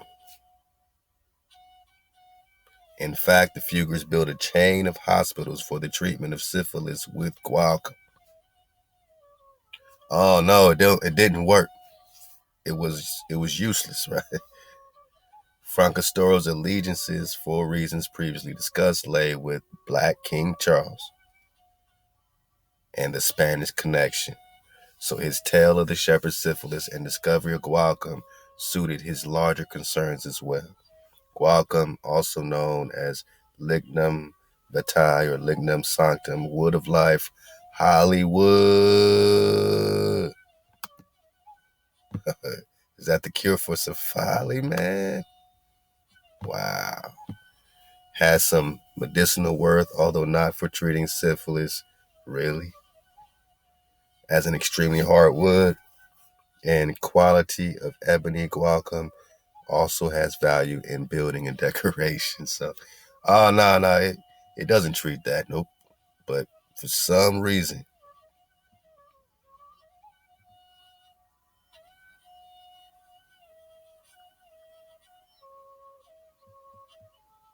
in fact, the Fuguers built a chain of hospitals for the treatment of syphilis with guaiacum. Suddenly, it doesn't really hold no worth for treating syphilis. So these hijacks just be contradicting themselves, man. It's a forked tongue, man. You see the tongue they speak and all this Latin all over the place.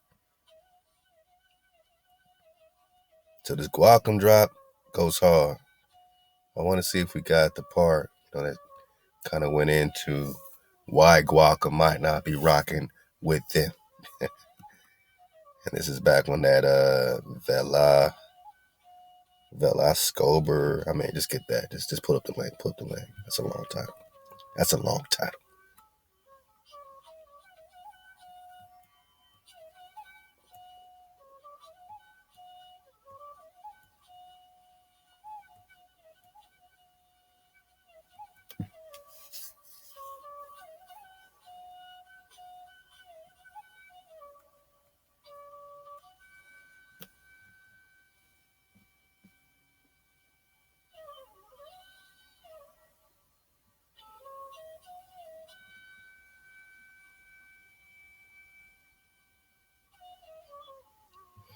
Really interesting right here. It says Reformation of Manners and this belly flopping, in which a new perspective, albeit still a theocentric one that claimed Job as a patron, the syphilic cures. That's just an interesting way to put Job, patron, syphilic cures, was being born in the context of Christian Reformation. I mean, maybe, you know what I'm saying, when you got Job suffering and remember his skin, and you know what I'm saying, we got to get back into that because Job was suffering, right?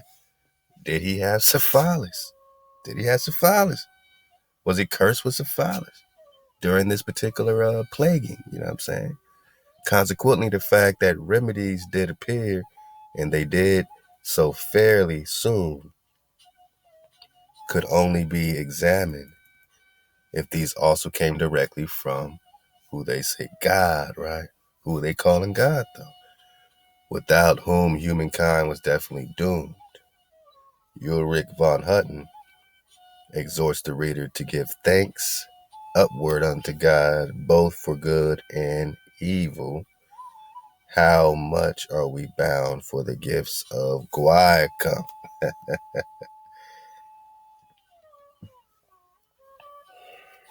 How much are we bound for the gifts of Guaiacum? Because we don't have to rock with our dog heads no more.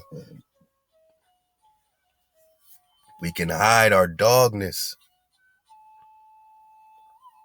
Where do all the dog-headed people go? Where did all the dog-headed people go?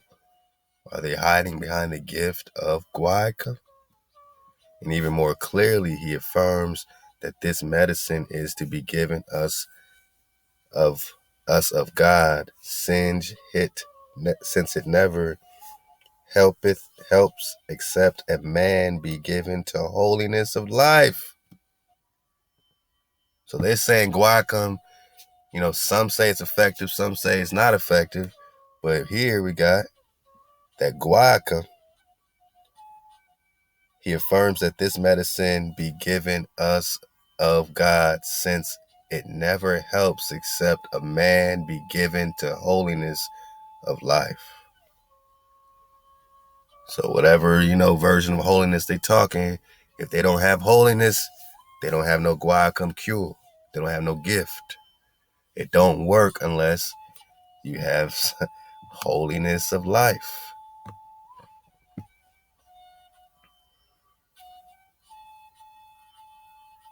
The Guaiacum don't kick in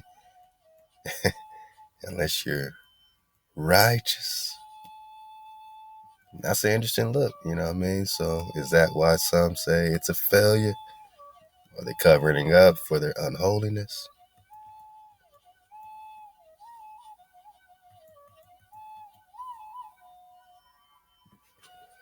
The first clear assertion common to all four authors in the French disease was God's punishment for the sins of humankind. It is in this spirit that Christianity interpreted the words of Savonarola's apocryphal message of 1495 that as Almighty God saw the sins of Italy multiply, he was unable to bear it any longer and decided to cleanse his church with a great scourge.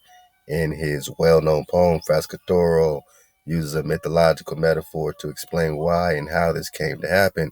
Although occurring in ancient times, his account can be extrapolated to the 16th century. In it, the shepherd Syphilis, who takes care of King Alcestis' stock, angry because extreme heat and persistent drought had befallen upon the kingdom of Atlantis, decides after several blasphemies against Apollo to adore his king instead of his god, provoking a revolution. The king, overjoyed at the prospect of being treated like a god. Don't that sound like Columbus, man? Or we're just talking Esteban and Columbus. Order the altars dedicated to Apollo to be removed and proclaims himself the only deity. Fracastoro continues his account with Apollo's reaction. The all-seeing sun no longer could sustain these practices, but with enraged disdain darts forth such pestilence, malignant beams as shed infection on air, earth, and streams. From whence his malady its birth received, and first the offering Syphilis was grieved, who raised forbidden altars on the hill, and victims' blood with impious hands did spill. He first wore buboes, dreadful to the sight, first felt strange pains and sleepless past the night. Okay, talking about his skin. And, all right, from him, the malady received its name. The neighboring shepherds catch the spreading flame. So even when you talk venereal disease, you're talking getting, you know what I'm saying, getting that flame, all right? At last, in city and court, 'twas known, and seized the ambitious monarch on his throne.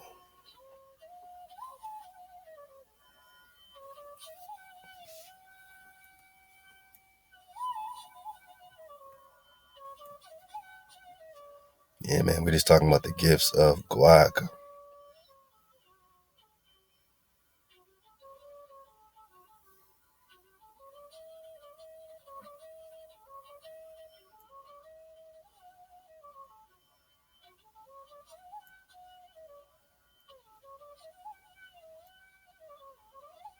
I mean, take your time to get through these drops.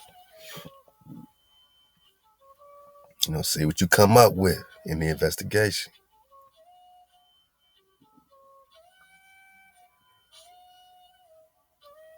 There's another part that said how this disease, as far as the airborne aspect of it, was a mixture of Mars, Jupiter, and I think it said Mercury, Mars, Jupiter, or Saturn. Mars, Jupiter, and Saturn, I think that was. But all right, so we got introduced to this cure, this guaiacum. All right.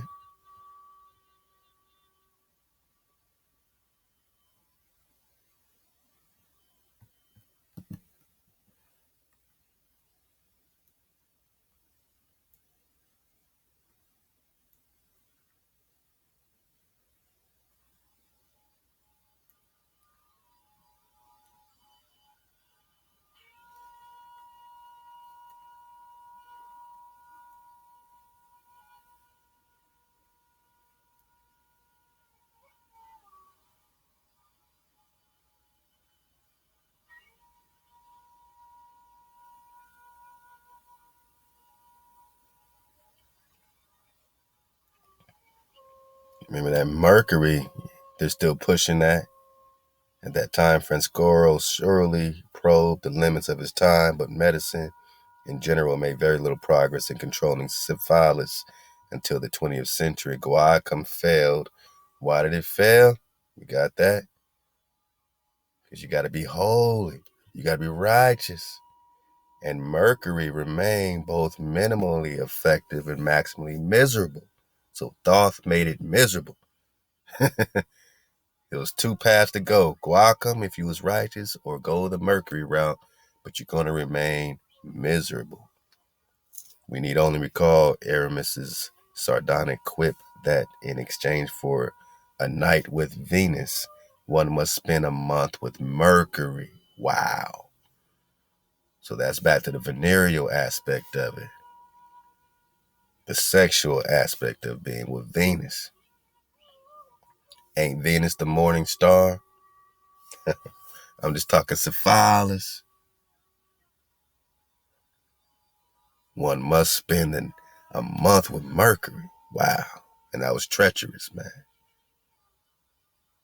That was treacherous to dig on this Mercury, because we got the Quicksilver versus Mercury alchemical situation last time.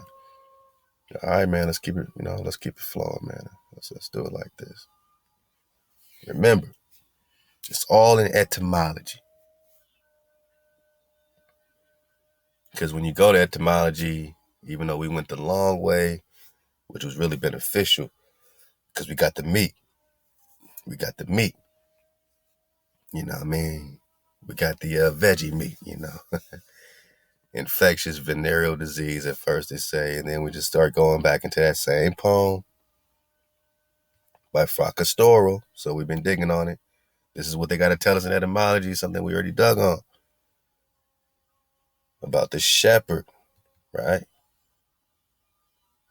Supposed to be the first sufferer. But then they say whom he chose to name, why he chose the name is unknown. And we're like, come on, man. We know we're talking about Syphilis, but that's all good, because at least you pointed us back to Zeus, right? Back to Zeus or Jesus or the Christ or the Syphilis or the pig, the swine, the pig lover, Syphilis. Come on, man. It's all coming together. Zeus, Zeus is swine in the Greek. I don't think the creator would name his son after swine, nor speak Greek on you in 2019.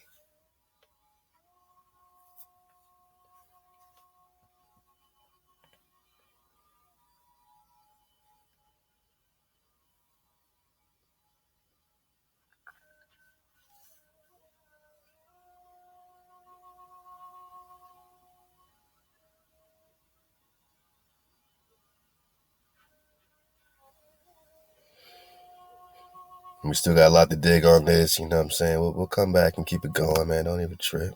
Don't even trip. This is when we realize, when we first began to realize that when we talk Syphilis, we're just talking about something that they're calling Native American.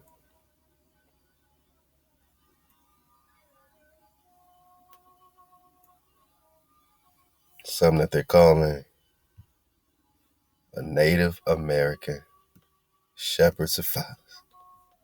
Linked with this Ophir, which is also linked with Kalalus and Hawaku, Promised Land, and of course, Christ of Ophir, Christ of Haiti, Christ of Hispaniola. Who's the Christ of Hispaniola? Who's the Cristobal? Who's bearing the Christ child? Who's the Saint Christopher bearing the child, right? We say it's Columbus, Saint Christopher. Put the timelines back. Knowing they shifted your time in 333 years, 1,053 years, and 1778 years, just choose one. Choose 1053. Add that to this St. Christopher business. Add that to 313. It might bring you to the 1400s now. 1500s. And this dog-headed St. Christopher, Christ of Ophir,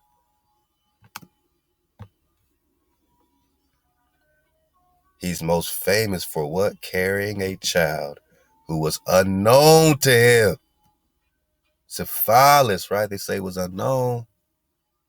Across a river or sea, Atlantic Ocean, before the child revealed himself as Christ, Cynocephaly, the shepherd. And then now he's a shepherd, right? Now it's all happening. So he carried a child. Did Columbus carry Estebanico at any time? 1492. Esteban's born in 1500.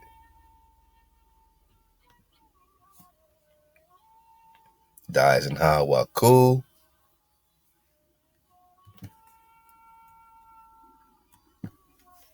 Esteban's rocking at the same time. Esteban's even rocking at the same time as Charles Kento.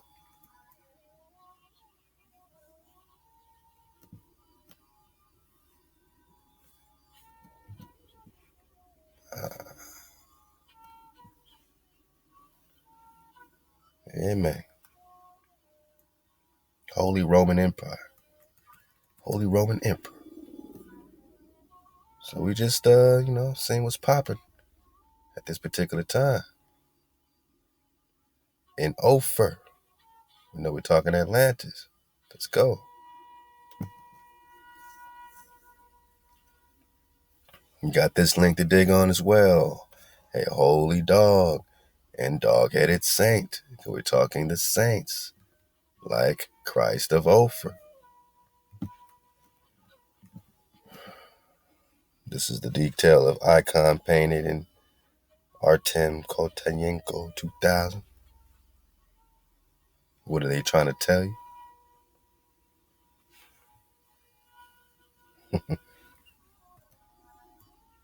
Who's Saint Guinefort concerns a greyhound said to have lived in the mid-13th century in France. Who let the dogs out in France? Question.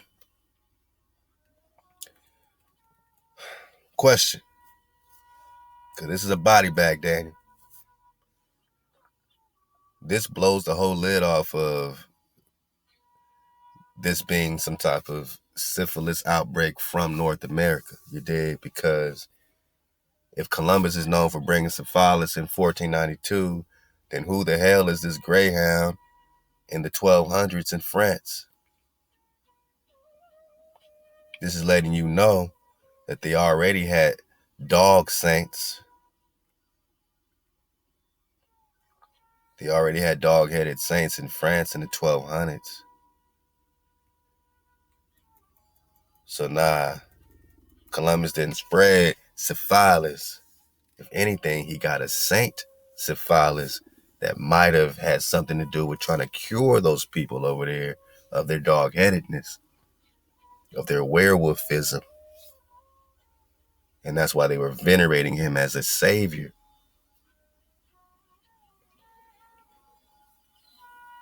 Dogs in feudal, as in Celtic times, were often highly prized, especially hunting dogs, all right?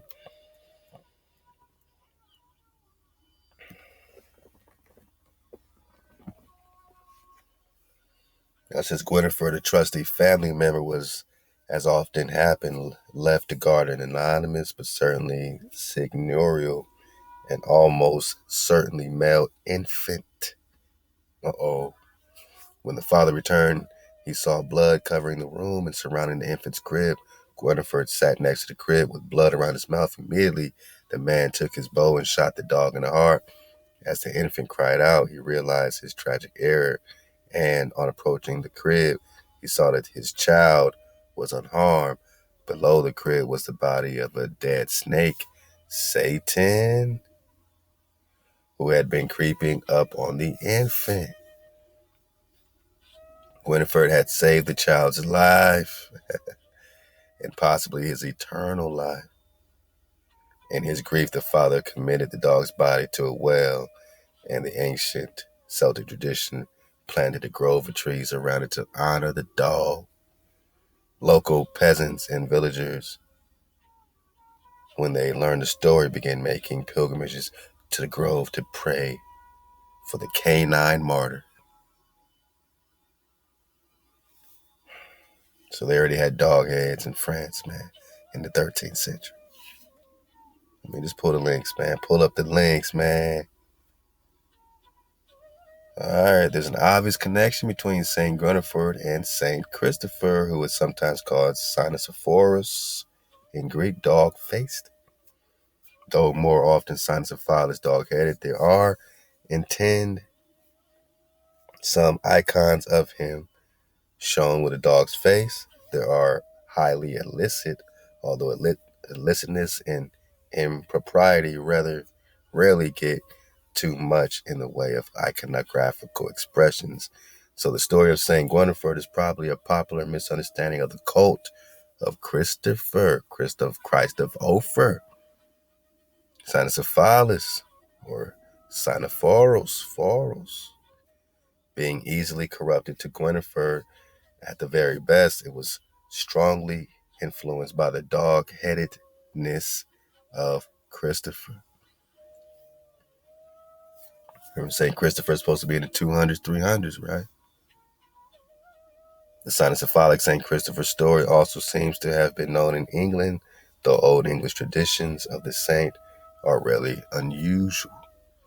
So again, if they got a St. Christopher dog-head in the 200s or 300s,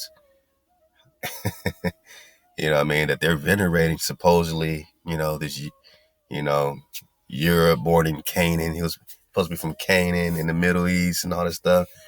Then why, oh why, is this Syphilis coming out of North America, the shepherd, that you're venerating out of North America? How can he be spreading something that is unfamiliar with that side of the world? It just doesn't make sense, until you start breaking down their timelines, start breaking down their duplicates and phantoms, and you say, oh, this is happening at the same time. And they needed a cure. They needed a tree of life. They needed a Guaiacum. They needed that magic plant. And who was bringing it? Was Columbus coming back with Syphilis, with this plant? How come Columbus didn't get the plant? Now you asking the right questions, man. Now we asking the right questions. Yeah, man. Yeah, man.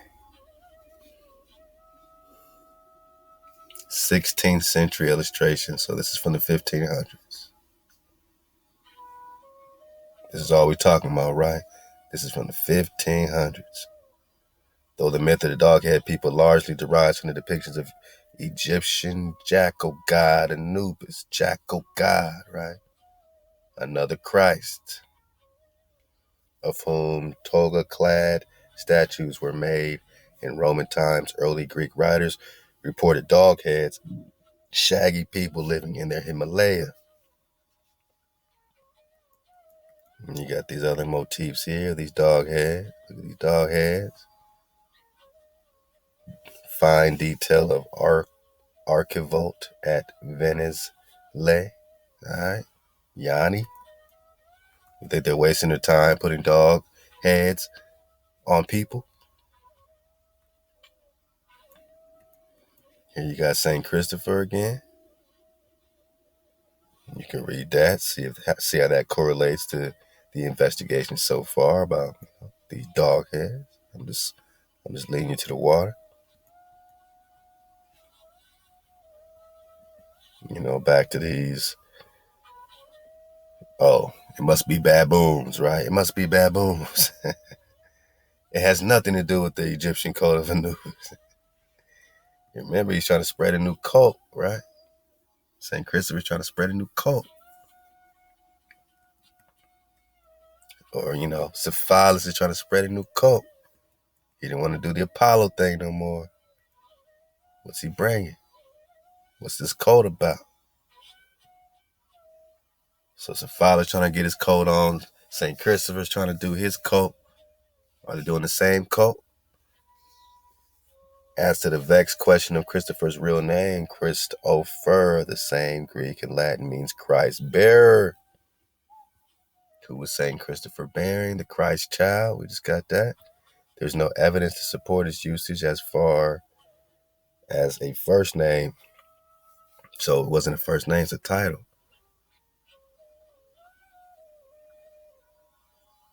And he got it after baptism. Before, he had been known as reprobus. Reprobate. Wicked. It means wicked. So he was known as wicked. His name means wicked. Now he's been venerated as a god. Syphilis, known as wicked. Keep this wicked in mind, because we're going to break down this plague, right? This Syphilis goes by another name, right? Magefah. And for the dismount, we're going to talk Magefah. And then we're going to just do a nice roundup. Go back to that moon drop. Dig on some natural by law, man. And just, and enjoy it, man. We're just enjoying this flow. I just enjoy being here with y'all, for y'all, with y'all. And this is something really dope that, I'm saying, it's truly from the creator, man. You know what I mean? It's truly coming together in a swiftly. I mean, we're getting this so quickly right now. We don't have to try. We just got to be. You know what I'm saying? We're just remembering what the hell really went down. So Christopher's real name is Wicked or Reprobus. He got that Christ Ophir. After baptism, he was crowned the Christ or anointed Christ of Ophir. Damn, man, I can't make this shit up, man.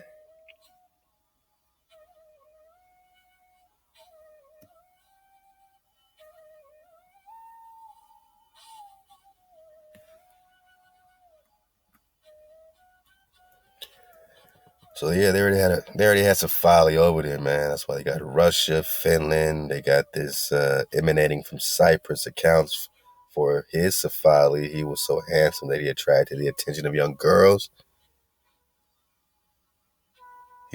This Syphilis was so handsome that the girls wanted to have sex with him. So it went both ways with this bestiality. Women love their dogs too, right? Kiss them all on the mouth. You know what I'm saying? He was so handsome that he attracted the attentions of the young girls when he was baptized. Listen up, because I said, did they have some type of power or magic? Did they use the Guaiacum with their baptismal ritual that got rid of their Syphilis, right? Did they put it in the water? You know what I mean? Did they put the Guaiacum in the water? He prayed to God that he would get such a face that nobody would be attracted to him. God responded to his prayers and gave him the face of a dog because he was so handsome. All right, so then he got his dog head, they saying.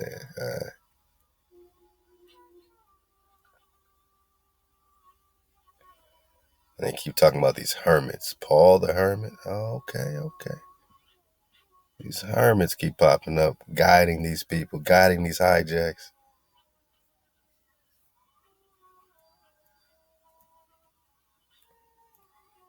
All right. I mean, you dig on this link. Let's go. I'm getting to the Magefahs, man. I'm just getting to the Magefahs. Because that's going to even connect more with this wickedness. Let's connect it back with this Moab drive. Let's go, man. OrthodoxArtsJournal.org. Understanding the dog-headed icon, St. Christopher. Another great one for you to dig on if you are interested in solving these particular mysteries. Because remember, the wisdom of your future is in your past. You need to know what popped off. You can't be ignorant, man, to reality, man. Showing the dog-headed saint again. These are the war dogs, man, that they were putting on all throughout the Toussaint Louverture, Haiti war dogs, French war dogs, British war dogs, man. They had treaties with these dogs showing a what? Dog-headed warrior. A dog-headed warrior saint. Again, another saint would be another Christ. It conjures fantastical stories of werewolves or monsters races, Pliny. And again, even Prester John's letter talks about these dog heads as well. We'll get back in that Prester John, man. He had to drop the whole time. He had to keep Gog and Magog in check, right?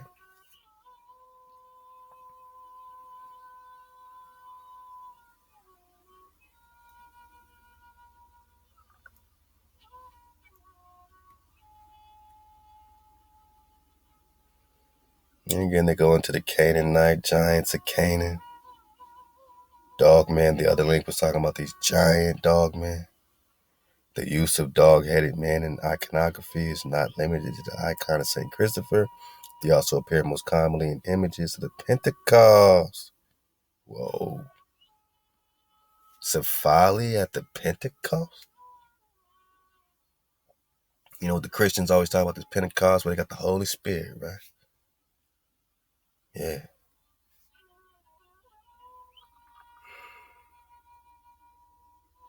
Because when the jackal is the serpent, and in alchemy, you have the impersonal nature now bursting into consciousness, that might be their Holy Spirit when they're just now bursting into consciousness. Because they're an impersonal nature. One thing is not the other. The old test has nothing to do with this new test hijack. You know what I'm saying? Synchronized fusion. Because when you bring in the dog-headed man, I mean, when you talk Christ, man, this is from the 14th century of Christ surrounded by Cynocephaly warriors. So we know that this version of Christ there, or this version with the, of Joshua, of David, whatever they're phantomizing over there at the time, we know he didn't go into no wars, right? We know he didn't fight one war in Matthew, Mark, Luke, or John, right? Oh, but he's in Revelations, he's supposed to do. I get it. But there's no example of this Christ fighting any wars. So what's he doing with these, Cynocephaly warriors? War dogs. This reminds me a lot of Esteban and his war dogs, right? Esteban,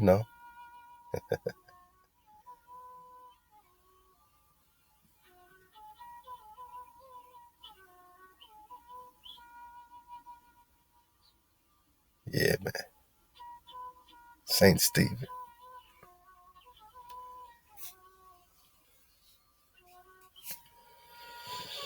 Stephen the Christ.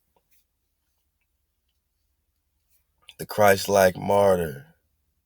The Christ-like figure. Stephen the Christ-like figure. The Christ-like martyr. Hold up, man. Make sure we all. Hold up, man.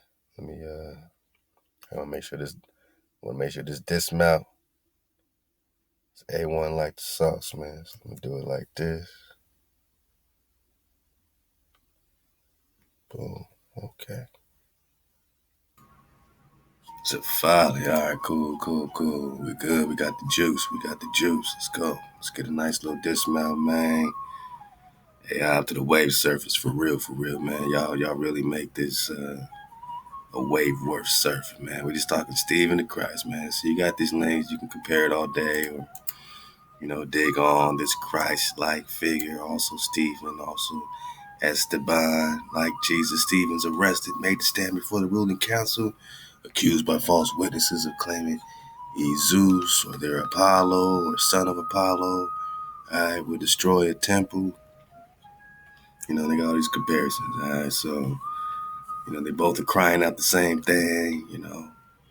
Forgive them for they don't know what they do. And it's all this connection. The life of Saint Stephen is entirely shaped by God, conformed to Christ. Huh? Christ, like Stephen, means opening our lives to the light that calls. Yeah, we gotta be careful when we just calling out this Christus, man, and just doing it, with no accountability as to what you're connecting to. And we're trying to get our family out the hijack. We've been putting the energy to getting our family out the hijack. You know what I mean? So again, to our Shabbat, man, that's still calling this out. That's still bringing us into this umbrella of Christ. That umbrella carries a lot of poo. It's a lot of poo in that umbrella. And you're going to have to accept, either this whole God spell or, choose to break the spell and be hijack free, man. And go directly to Hawa, go directly to your creator. Because all this is different layers and levels of all that bullshit. Remember, the bull was used instead of Syphilis. So it's all, really connected, man. This is a interesting piece of art as well, where these Syphilises are popping up. What's this called?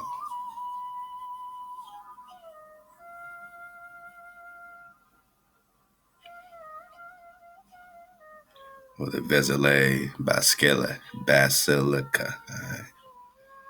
The tympanium of the central porthole leading from the narthex to the nave is dominated by the figure of Christ in majesty, with the mandoria that reveals him to be the second person of the Holy Trinity.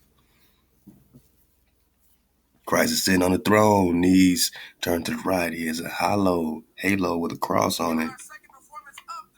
So he has a halo with this cross on it and wears a long, graceful garment with many folds.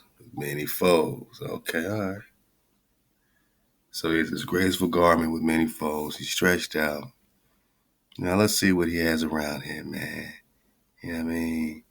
To suggest the various peoples to whom the gospel will be brought are the smaller figures. The smaller figures.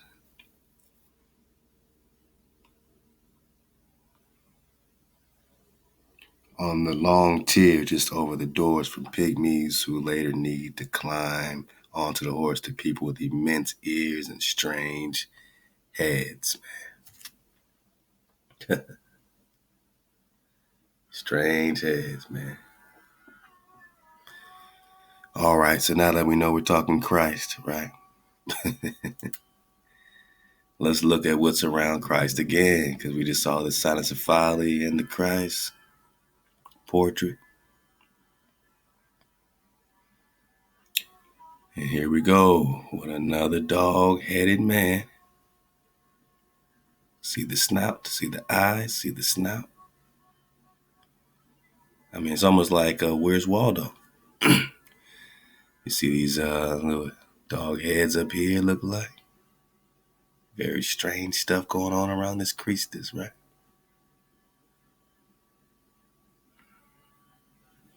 You think this represents the creator? Idols everywhere.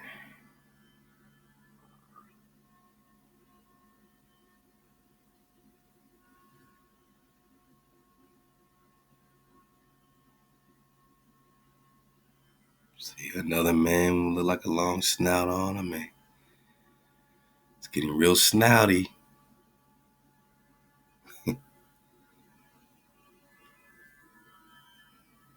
Dig on it.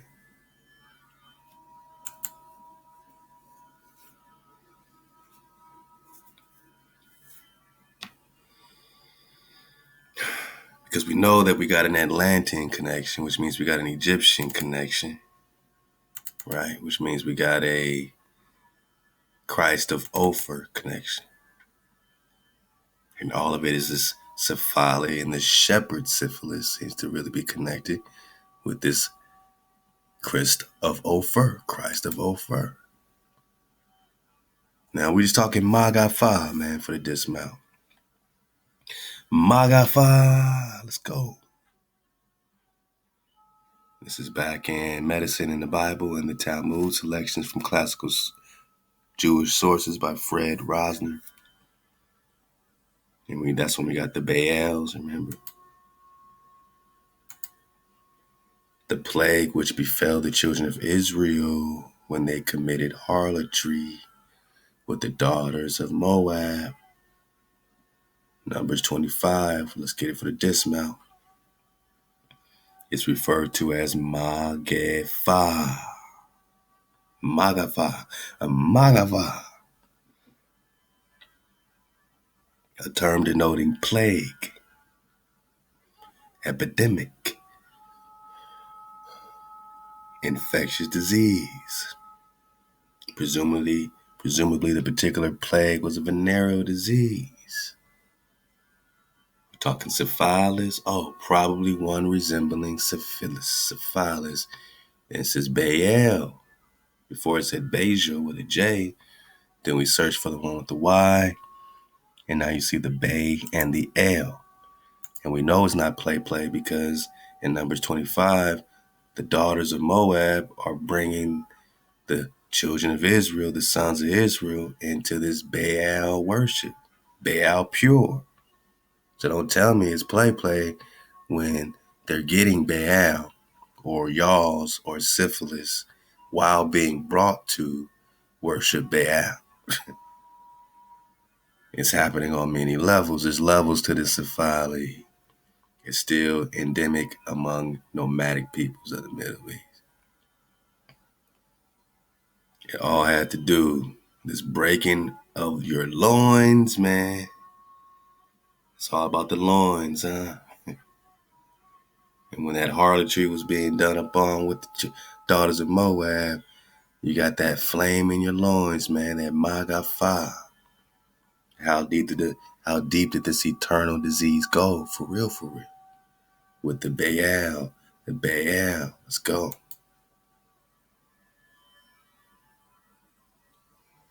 Zechariah 14, verse 12. And this shall be the Magefah plague.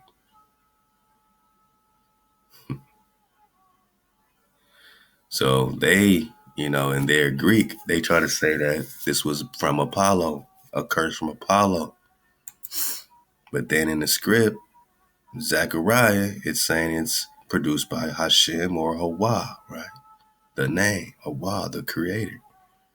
Just like with Juno and the Guaiacum plant, the tree of life, the plant that's giving them salvation from the dog-headedness. They said it came from Juno, right? But we know that this is all the creator, the cure, the Magefah, the plague, produced by Hawa, Hashem, wherewith Hawa, Hashem, will strike Kol Hamim, all the peoples that have fought against Jerusalem, Yerushalayim. Their basar shall rot while they stand upon their feet. So we're reading that this Syphilis, Magefah, see, we wouldn't even know when we talk leprosy in the script and when we're talking Magefah. How many people know that Magefah is right here in the script and it's referring to, go back, the plague which befell the children of Israel when they committed harlotry with the daughters of Moab in Numbers 25, about to get it, is referred to as Magefah, a term denoting plague or syphilis or Baal.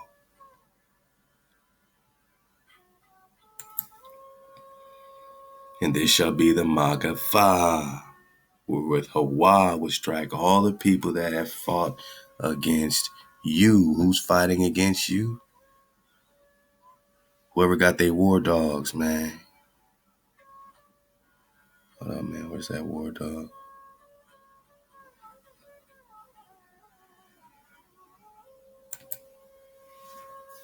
Who's fighting against you? My noggin. Whoever got their war dogs. What the Papa Bull say? Subjugate the enemies of Christ. The enemies of Christ are also the enemies of the war dog jackals. Because Christ is rocking with the jackal. St. Christopher is rocking with the jackal. Anubis, sun god, Apollo, all that. Atlantis. This is how they rebranded Atlantis. And you can make him black, and you can call him Yeshua. He's still a hijack. It's still a poo sandwich. Because you're just talking about the dog-headed man appear in the story of Saint Mercurius. We're just talking Mercury, right? Yeah, man.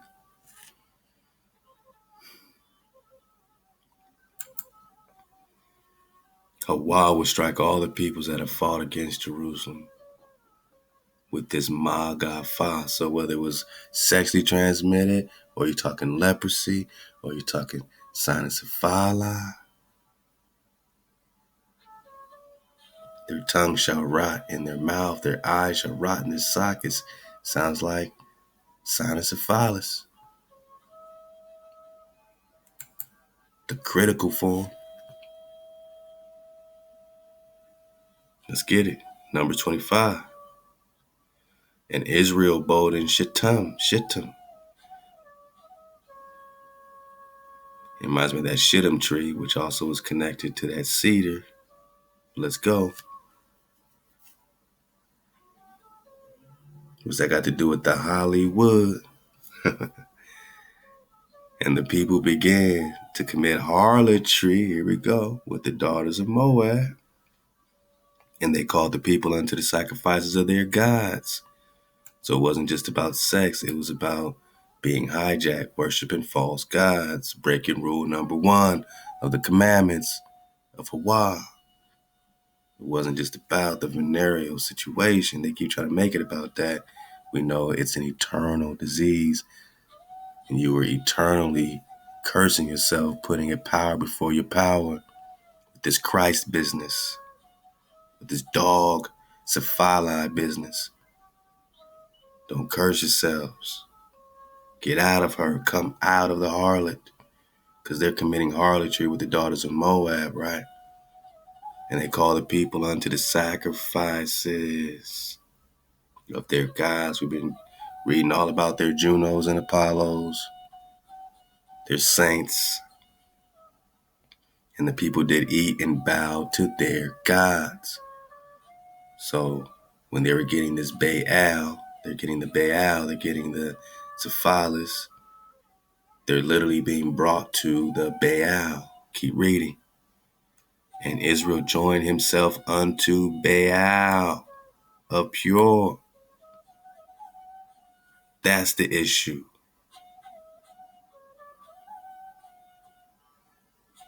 Why are they getting Baal, man?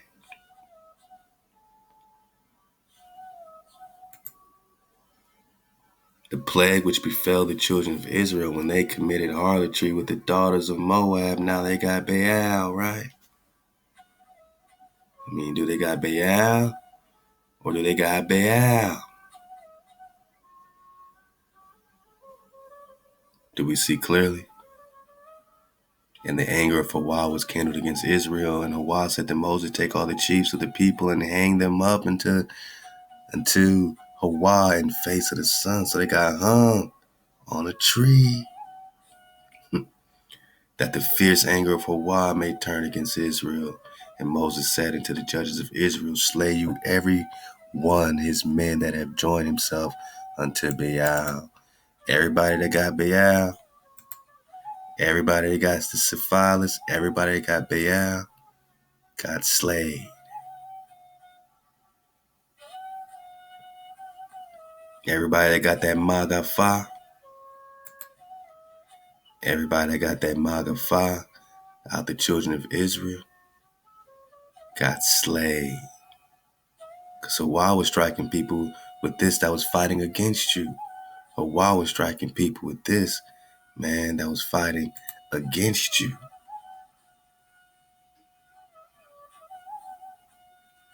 It wasn't meant for you. But now, man, you going all up in the children of Moab, daughters, connected with the Syphilis, Baal, Magefah, right? Now you got the Magefah. Now you join yourself to Baal. You got the Baal, you got the Syphilis. You see how many levels there is to this?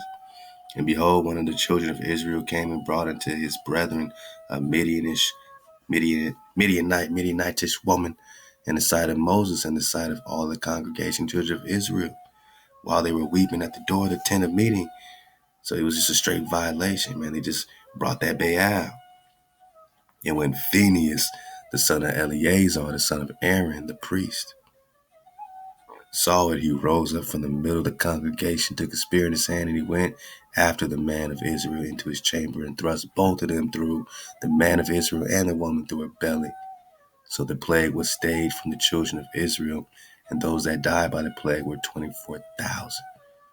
We're just talking the what? The plague. The what? The plague. The what? Zechariah 14. Magefah. The plague. The what? The what? The plague. Syphilis. Magefah. Baal. So whether we're talking venereal or we're talking literally having your soul snatched, literally having your soul snatched, joining himself unto Baal. Israel joined himself. Israel's getting a soul snatched, man. Israel's getting a soul snatched with this Baal. Syphilis. It was a serious business. That's why Atlantis was buried underneath the waters, you dig? So Phinehas had to, take charge and end the plague. Phinehas, the son of Eleazar. Hey, man, free Phinehas, man. Free Phinehas, man. The son of Eleazar, the priest, have turned my wrath away from the children of Israel, in that he was very jealous for my sake among them, so I consumed not the children of Israel. So Phinehas saved the children. Phinehas saved the children, was rewarded with a covenant of peace. I give unto him my covenant of peace. Shalom. And it shall be unto him and to his seed after him the covenant of everlasting priesthood. That's the Khan dynasty. The priest is the Khan, the prester, because he was jealous for his Hawah and made atonement for the children of Israel. Hey, man, we're just talking about Phineas, man. Free Phineas, man. I mean, free Phineas, man. For real, man. For real, man. Yeah, we got to go to Dracopedia. We got to talk about the great dragons. We're talking about a great dragon. We're talking about a great dragon, man. A Draco Rexus. Rex is king. Oh, man, we're talking about a great American Khan, man, who's in captivity with you. He's in captivity with you, man. Yeah, man.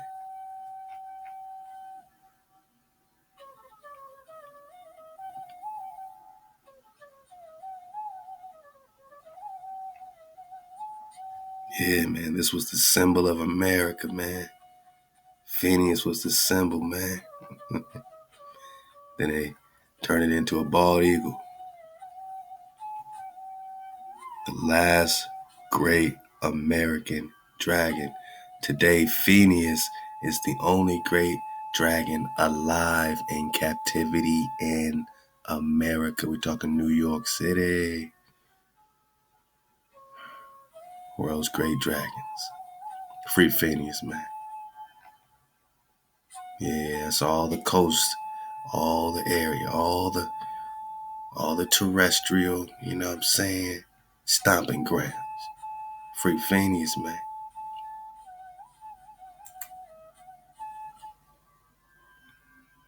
Because, you know, Phineas, the son of Eleazar, the son of Aaron the priest, have turned my wrath away from the children of Israel, and that he was very jealous for my sake among them, so I consumed not the children of Israel. So he has a covenant of peace. Dig on his yawls, man. Epidemic syphilis or Baal. The Baal is the Baal. And the children of Israel were falling and joining themselves, man, to Baal. We're just talking Magefah. And, you know, just for fun, man, you can surf the wave with the Magefah, man. When you talk Ma, you talking the water, right? Now, interesting, when you talk to Ga, hey, man, you talking twisted, dark, wicked. You know what I mean? And the fire could just be, you know, referring to the fireless, man, or, you know what I mean? You know what I'm saying? You surf the wave, man, because there's no fire sound per se in the Hebrew.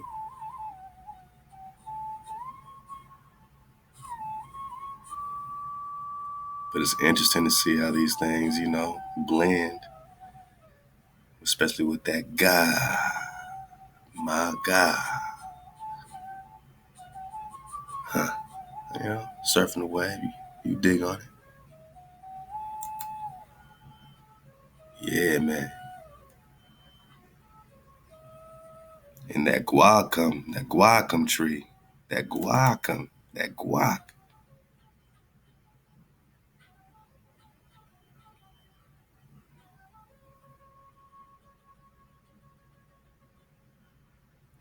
Shall abstain themselves long time from the fleshly act, because they that be recovered through Guaiacum have their bodies very tender and utterly weak as yet, though they have been lately newborns. Newborns, man.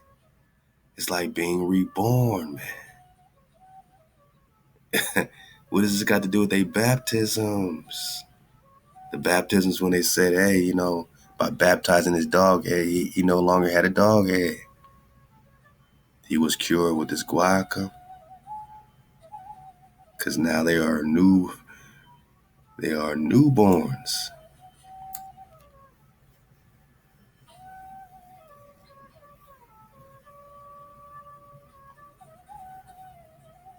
And man, this gets deeper and deeper, man. It's always something that I catch for the first time when I go back through, you know, these drops, man. So this has just been a great roundup, man, to to this series, or this flow in the Cynocephaly, this Syphilis. When they say the Guaiacum failed, what really failed? Was it the plant or was it them?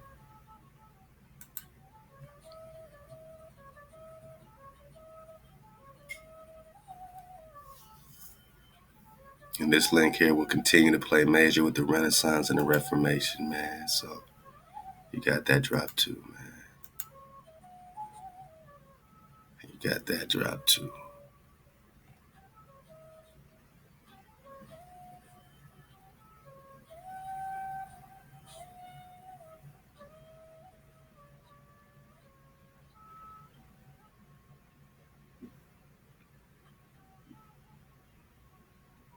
Christ of Ophir. We're just talking Columbus, man. Right in your face. Oh, yeah, that moon, man. That moon, huh? All right. We're going to get back on that moon for a nice little natural by law dismount, man. The bro's putting in great work, man. So click that link below. Make sure you subscribe to Natural by Law, a set app. And, I'm going to let Natural break down this moon business, man, this electricity business. The moon, in the guise of a nymph, tells them that their journey's end is near. She directs them through many islands and streams to Ophir, which she says is theirs. She gives the promised land to the hijack. Gives them and say it's owed to them. Manifest destiny, right? As a reward, right? Okay. I'm about to get on this moon business, man, with the homie.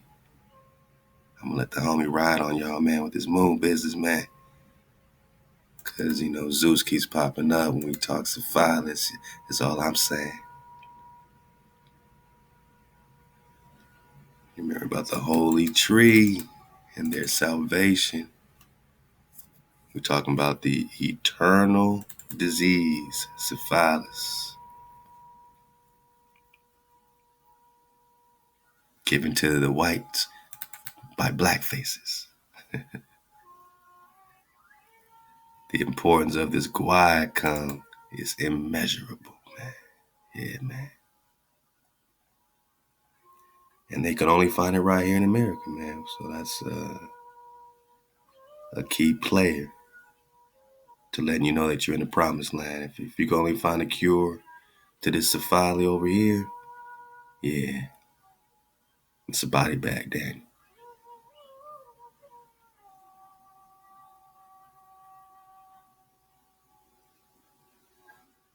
So we basically went through this, you know what I mean? There's always more drop, man. Every time I look at these joints. Syphilis, huh? All right. Well, now you know. Now you know the cure. Now you got the drop. Man, all praise for what, man? All praise our framing, our shaping. When we know we're digging on Syphilis, this is out the Athenium, or spirit of the English. Shepherd Syphilis was employed in watching the herds for belonging to Alces, the king of Atlantis. I can't make this shit up. He didn't want to sacrifice to Apollo no more, man. So they went in, you know what I mean? They went in.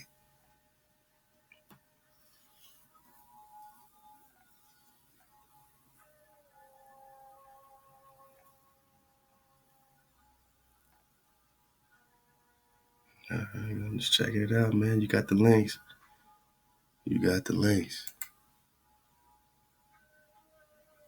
Life and Pontificate of Leo X, Volume 3 by William Roscoe. More drop about the herds of Alces, a sovereign of Atlantis. We know he's the king. Again, with this Apollo business, you got the links. It's all about Atlantis that we know, Anubis, Cynocephaly. It's all connected with St. Christopher, man, Christ of Ophir. And it ain't no bones about it. Man, I wish I can get this bigger. I know it's super small, but just pull it up at your own time. It's going to talk about this meteor. 2 events of astronomical interest took place in 1492 with this Colombo, man. Says one was the explosion of a brilliant fireball over Central Europe, which dropped its stony meteorite near the Alsatian town of Ensenheim. The other was Columbus's discovery of the New World. All right, so we got a dragon, right? Columbus was wrong in his belief that he can sail westward to China. But was he? Was Columbus wrong that he could sail westward to China and Japan when Japan is really Cuba or Capongo? Here's Florida. Here's Columbus, right? Here came Master Christopher Columbus, master. Could he sail west to get to Japan? How about China? Remember, this is a map of America, 1500s, given to Henry VII. So yeah, he could sail west to get to India Superior, man. You know, I mean, they narrative, man, was just straight up, you know what I'm saying, hijack city, you know. Everything they said about Columbus, all this shit, you gotta just forget it all and rebuild it like we doing it. If it fit, cool. If it don't fit, you know what I mean? It's all good, man. You could drop it off. You could always pick it back up later. You already know. So yeah, this has everything to do with this comet, this cometa, the star with a tail.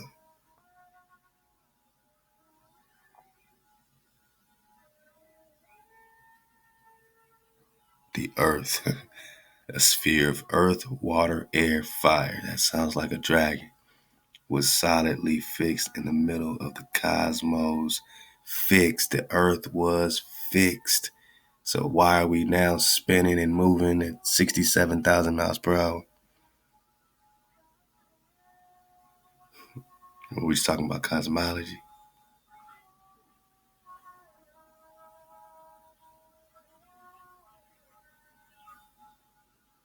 That's interesting, man. So what did this comet, what did this brilliant fireball have to do, with what's popping off over here, man? You got the Syphilis, man. You can always dig on the wiki drop on this. Again, you just talking dog-headed. Get the drop. We're talking jackals. We're talking tans. We're talking tannines. We're talking ancient Libya, which is America. Oh, yeah. So, yeah, you got these other Egyptian Cynocephalys or Atlantean Cynocephaly was familiar to the ancient Greeks from representations of the Egyptian gods. They got the son of Horus, man. All right. So, Ezeus. All right, you got Ezeus supposed to be the son, right? Then you got the son of Horus.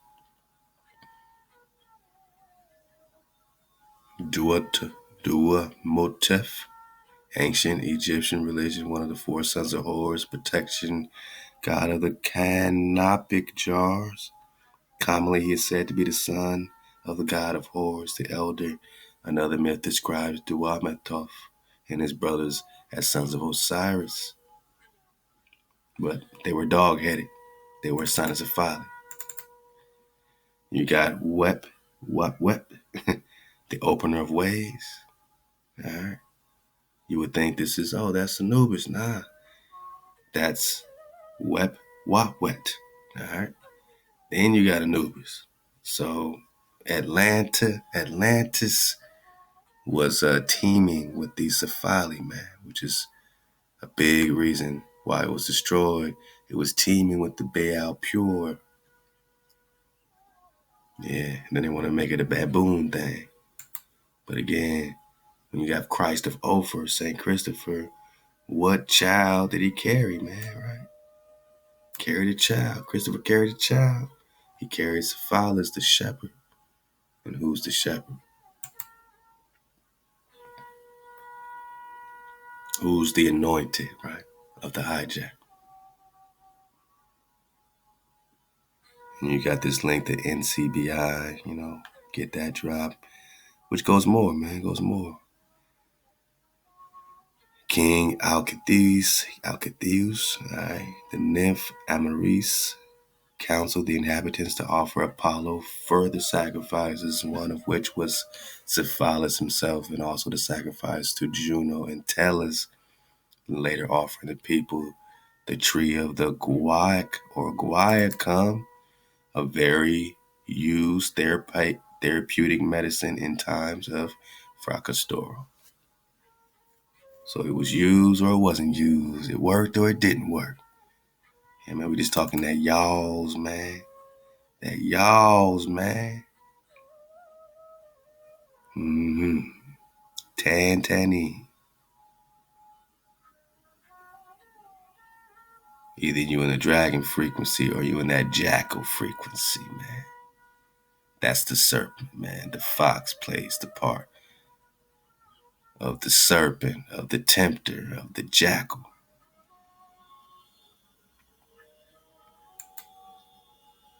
And you know you in the whole world, man.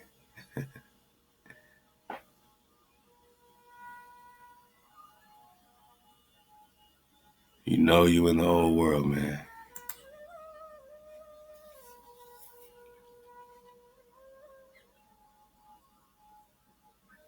Yeah, that was back to that astronomy of Columbus drop. You can see that Cathay, China, right over America, man. Kapangu, Japan, I know it's small, but dig on it.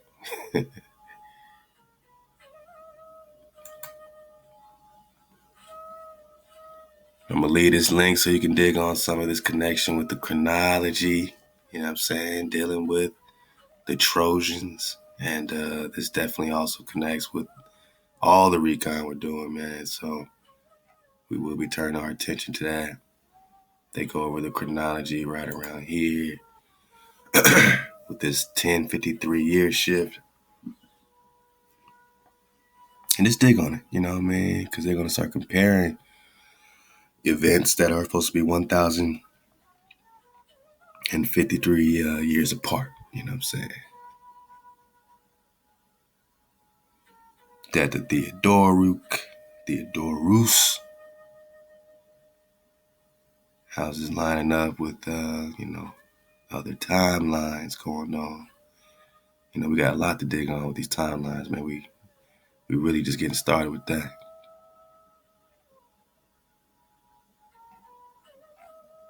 The Tarquinian War.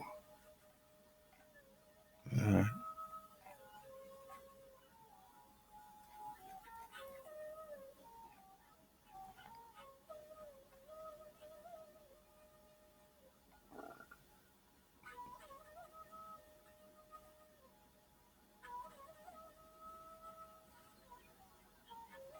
Yeah, man.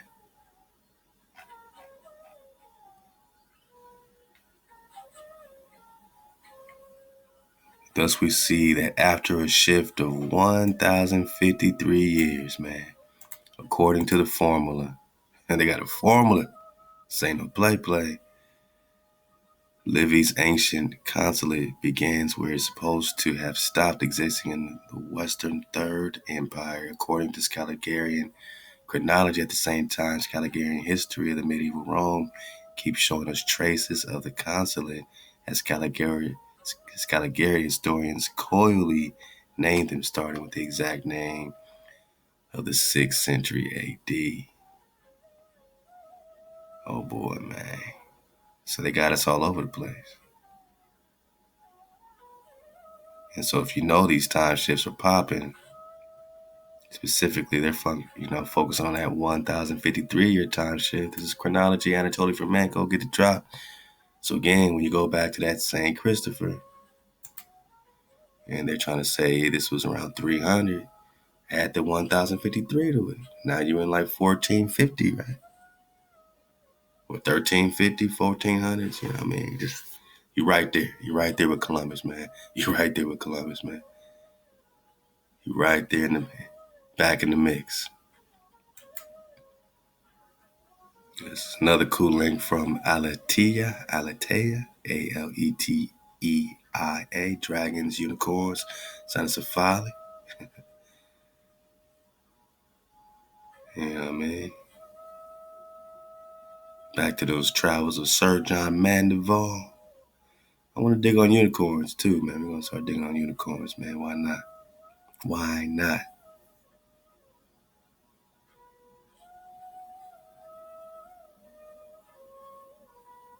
Because of sin, these men, that is Cynocephaly, lost their human condition because of sin. So now they're being called what? Cynocephaly. Let me highlight it. But yeah, there we go. Sin. What does this sin have to do with this sin? What does one sin have to do with another sin, man? Sin.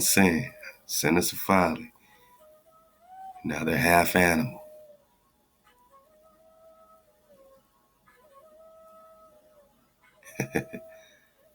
And are these the same person? That's still a $64 million question, Stephen and St. Christopher. Last couple links I'll leave you with, man, is the devil wears a dog head link. Hey, the jackal is the serpent. The devil wears a dog head. Oh, you thought it was a snake, man. You thought it was a snake? Man. I got a little more breath in me, man. Let's go, man. Let's go. To bark or not to bark? That's the question. Yeah, man. You thought it was a game, man?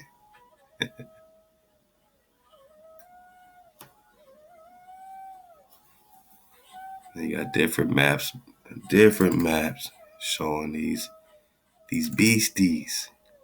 You got Richard the Lionheart supposed to be fighting these beasties. And he's connected with Prester John in different ways. We're just talking Scotland. Yeah, back to this drop, right? Christ and his dogs, right? Stephen and his dogs, right? Christ and his dogs, right? Stephen and his dogs. Yeah, okay.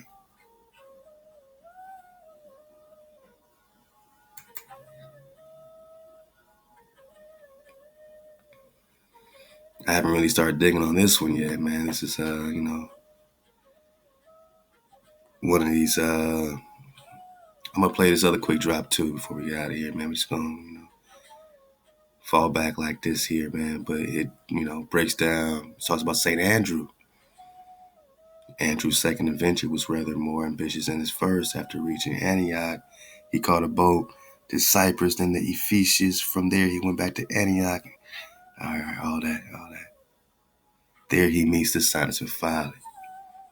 One of these docs said that this St. Andrew was also connected to this, dog-headed cephaliness, you know what I mean? So now we're trying to see who's hijacking, you know what I'm saying, this St. Andrew situation. I mean, what's popping with that? I haven't found any other specific stuff on St. Andrew dog-headed, but, let me know, man. I'm trying to see where these hijacked cephalies are hiding, man, in between all these titles. Cynocephaly, all right. Silk Road, Riders Beyond the Silk Road. So we know we're connected with this cons, man.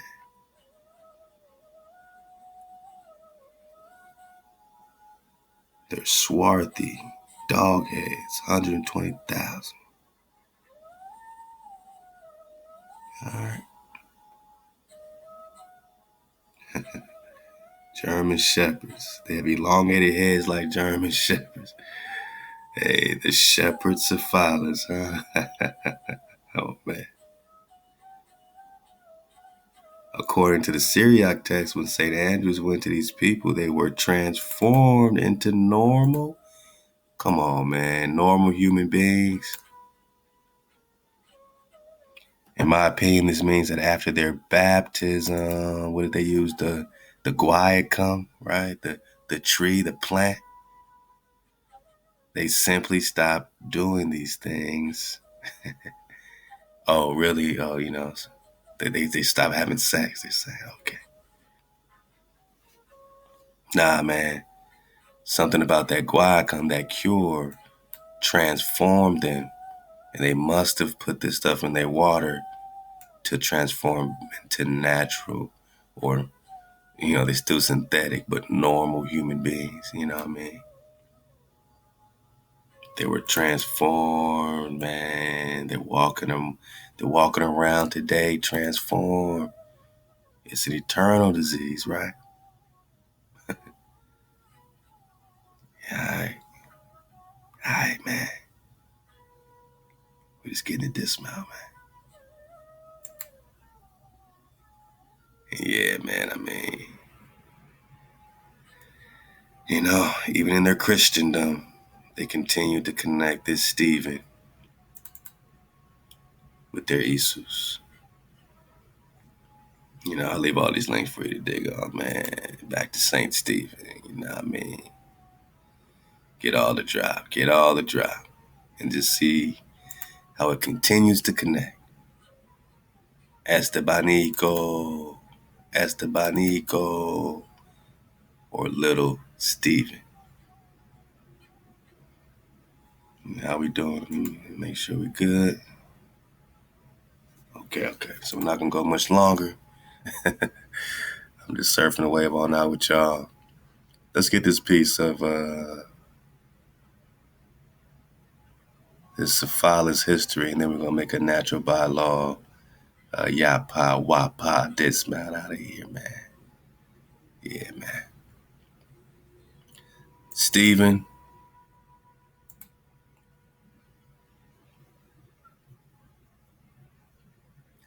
Little Stephen.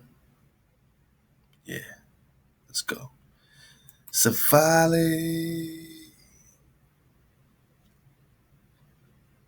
Cynocephaly.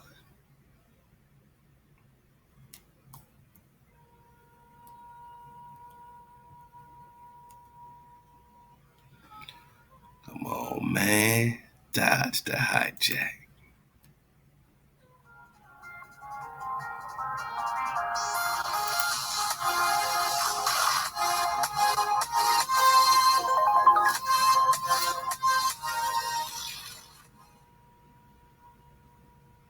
Strange and disturbing as it may seem, throughout history there have been numerous accounts of dog-headed people living in distant lands. You've probably seen images of the Cynocephalis before. Cyno means dog, and cephalus means of the head. So what does sin mean? For example, you've probably seen the Egyptian god Anubis, the god of death and embalming. Anubis has been found in Egyptian tombs, and he has the body of a man and the head of a jackal. This is a Cynocephalis. It makes for interesting folklore, but what if I told you this?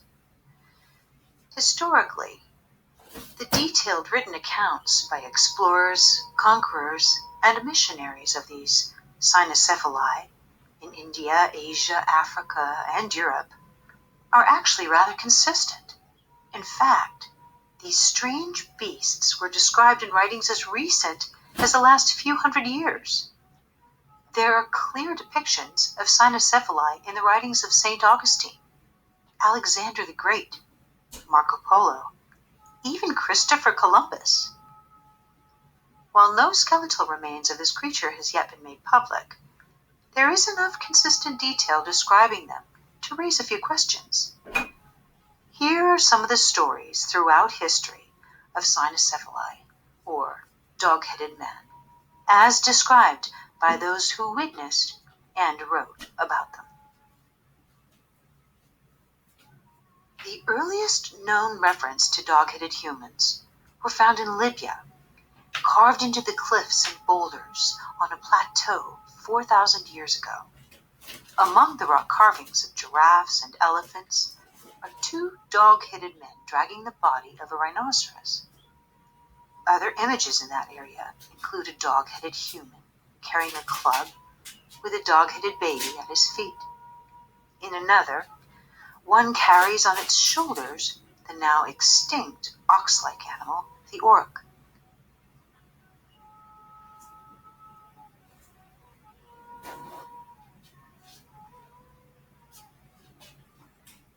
The first known written accounts of these beasts were given to us by the Greek physician Ctesias in the 5th century BC. Around this time, this physician returned to Greece from India with very detailed passages of his travels and of the Cynocephaly, along with accounts of pygmies and strange tigers. In short, he described a civilization of roughly 120,000 dog-headed, dark-skinned men and women. He called them swarthy, with long hairy tails, living in lofty and inaccessible mountains in India. He said their teeth were larger than those of dogs, and their nails were long. Though he heard no language, he claimed that they barked like dogs, and were thus understood by each other. Ctesias said Cynocephaly slept on leaves or grass in their mountain caves, and that they could live up to 200 years. He noted that given their strength and isolation, they could not be defeated in war, and that they were very swift, effective hunters who would pursue and easily overtake their prey, cooking it by... They could not be defeated in war, so they was bringing in war dogs. Let's go. Roasting it in the sun before eating the flesh. Ctesias also said they were shepherds, raising sheep, goats, and asses, procuring milk and whey from their herd. Shepherd Syphilis. The richest of the dog-heads owned more sheep and wore linen, while the rest wore tanned but furless animal skin. They also ate the sweet fruit Cypticora, which they collected onto rafts along with purple flour for dye. They sent this annually to the king of India in exchange for bread, flour, cotton, and weapons, swords, bows, and arrows. One thing Ctesias noted was that they were extremely just, like the rest of the Indians with whom they associate. He said they understood the Indian language but were unable to converse with them, only barking or making signs with their hands and fingers to reply. Now, in case that wasn't enough detail, Ctesias added that the women bathed monthly, and the men, with the exception of their hands, not at all. In the same century as Ctesias, there were more accounts of the Cynocephaly by Greek writers and historians. One of them, Herodotus, traveled to the eastern region of Libya and described where the nomads inhabited. He said it was exceedingly mountainous and wooded and full of wild beasts, naming many of these, and among them the Cynocephaly.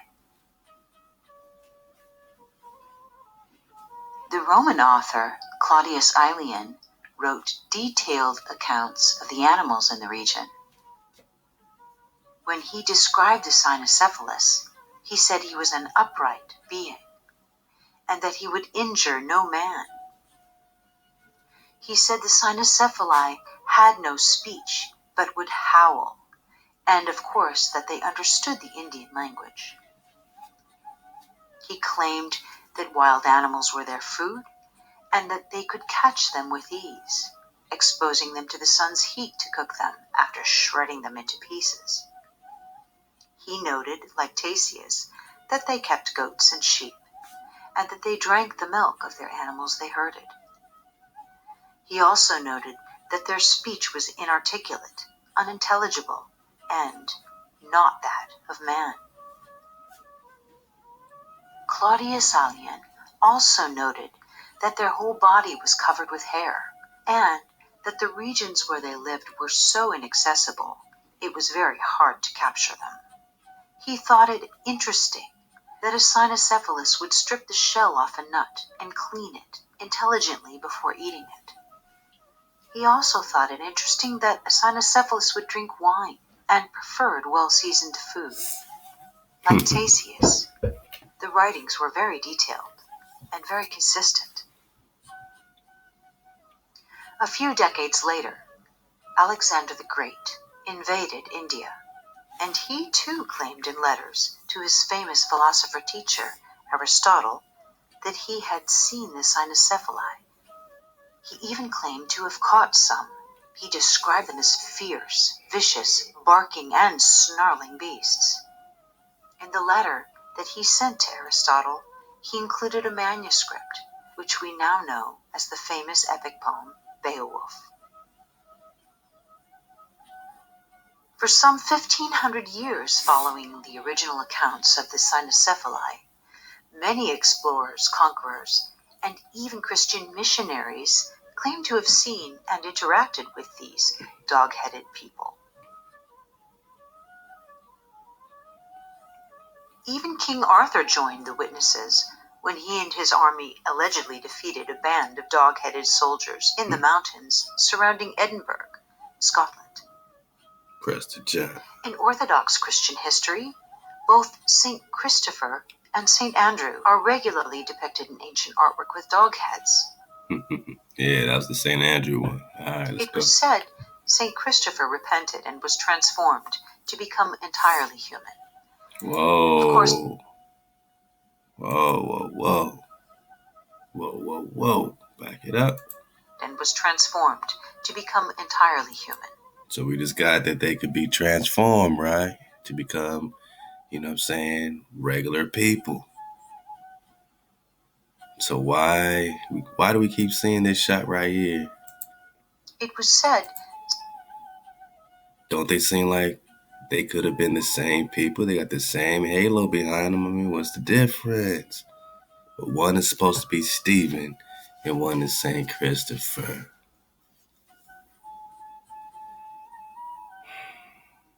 Is Esteban Columbus?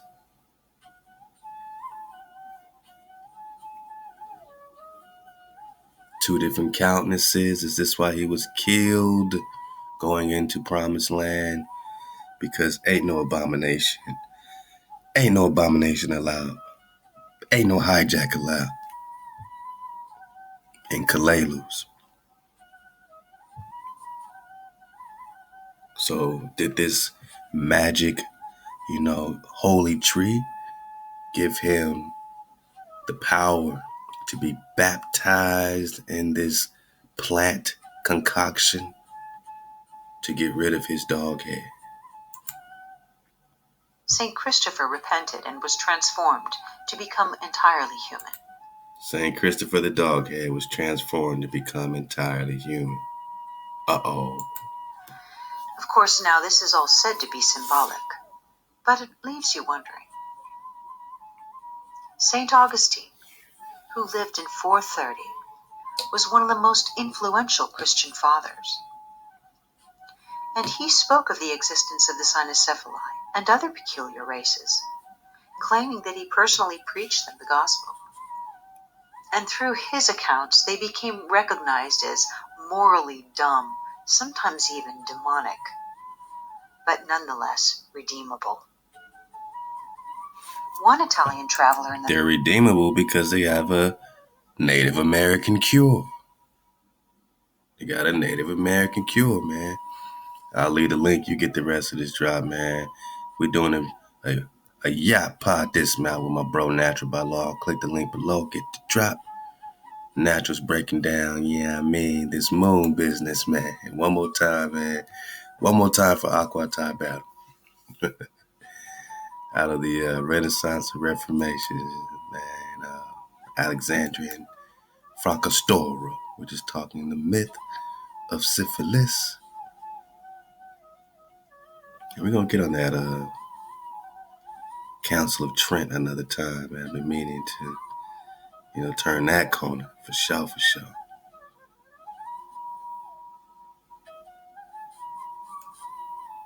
Because they did a lot behind the scenes, man. Yeah, when you talk Guaiacum, man. Did this Guaiacum help them change their countenance, man? Help them lose their dog-headedness. It just said, with this holy wood, this Hollywood, they could change and look like they normal people. This shepherd Syphilis don't have to look like a dog head no more. Not with the holy wood. And you got that Hollywood now, man. I mean, what's really popping behind the spell, right? And again, this Council of Trent plays, man. It plays in the play. It plays in the play. And nah, man, it ain't play. It appears that the moon had a personal stake, man.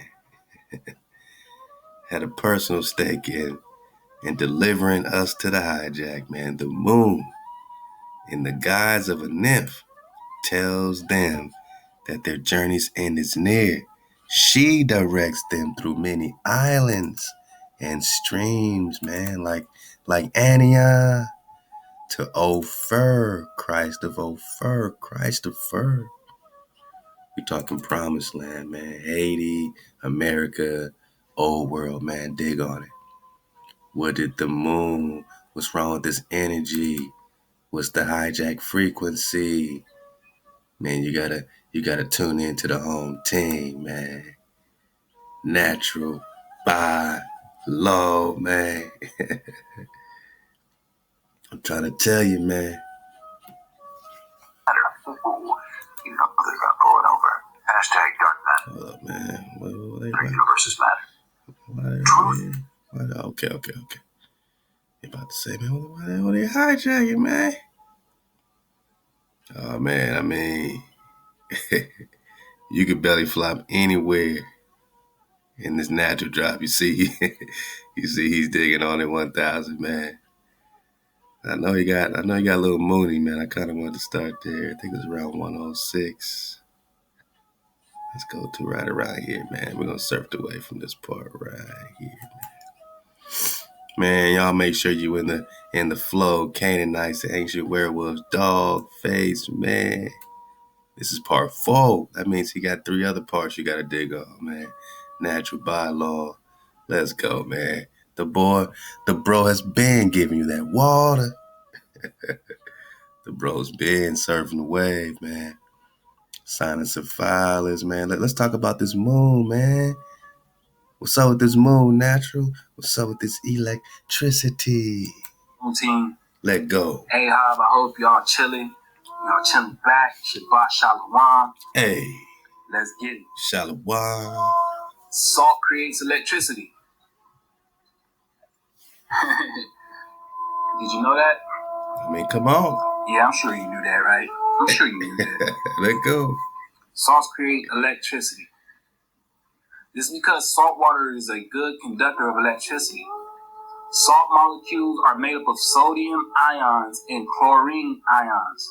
When you put salt in water, the water molecules pull the sodium and chlorine ions apart so that they are floating freely. These ions are what carry electricity through water. The sodium ions and the chlorine ions combine to create electricity through water. Water. Yeah, water. Let go. Right? Yeah, I know you might be like, Matt, where did salt come from? We was just digging on dogs and human DNA. But you're going to see, right? And y'all go get that first part. Y'all go get all these parts. You know what I'm saying?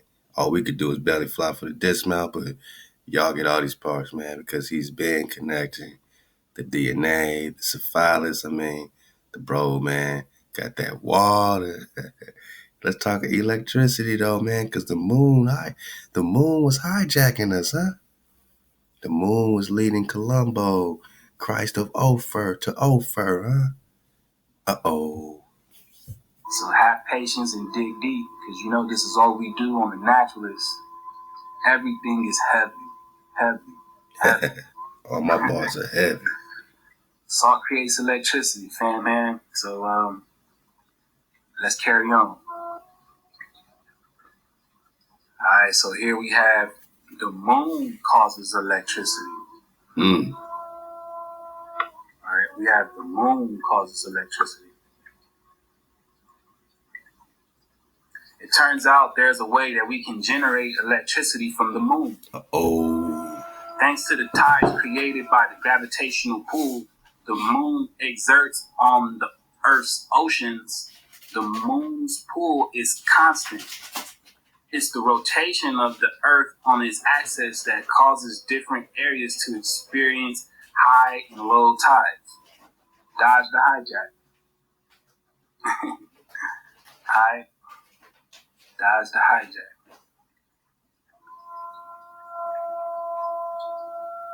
But nonetheless, right, they know that they can generate electricity from the moon.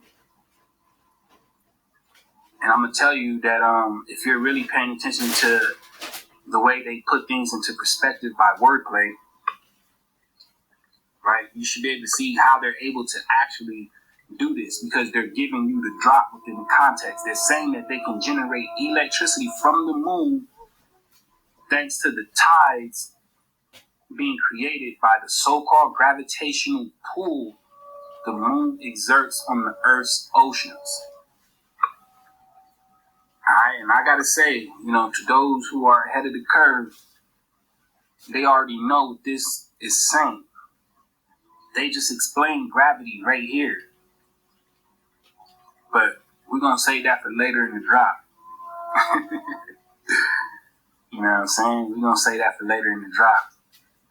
I just wanted to highlight that salt and the moon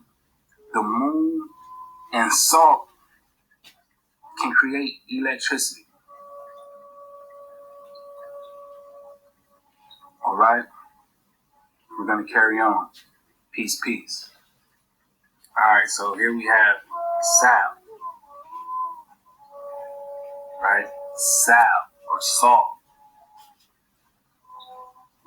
which is the chemical name for salt, from the Old French sal, from the Latin sal, genitive salis, salt, from the Pi, Proto-Indo-European root, salt,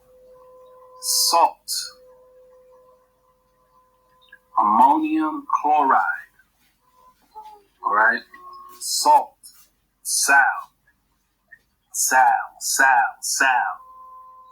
That's a root word for a lot of words, right?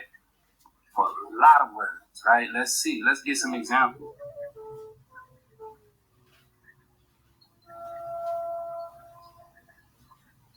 All right. Meaning salt. All right. Salt. Halogen. Right.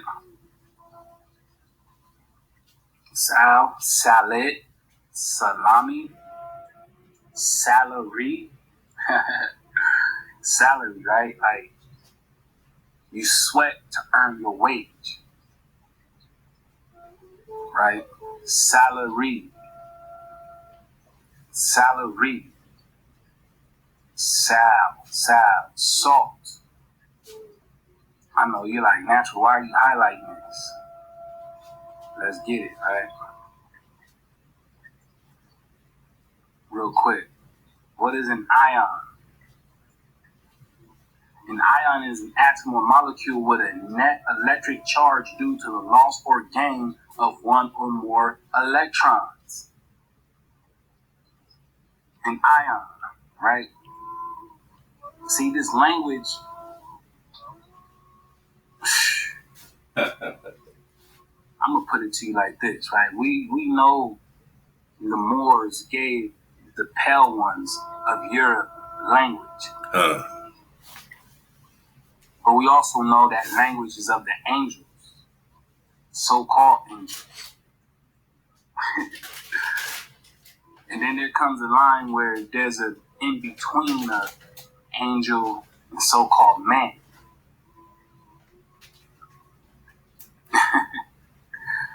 Alright? And there's a connection between the two. So when does one separate? Because if the angels are out here giving out language to man,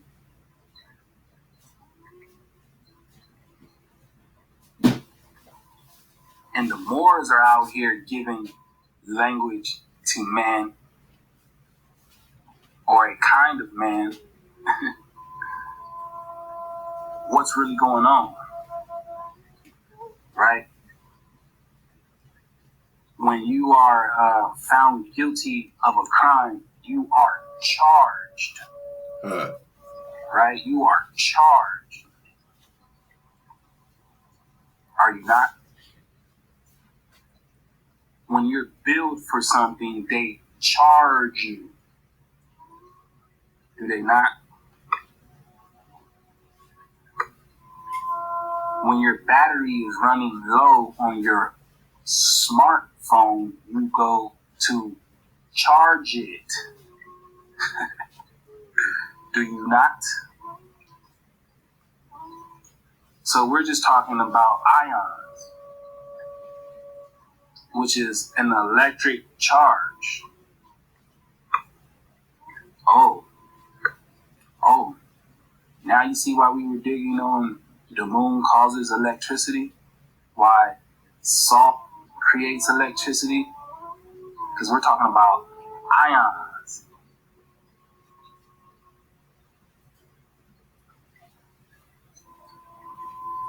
Ions.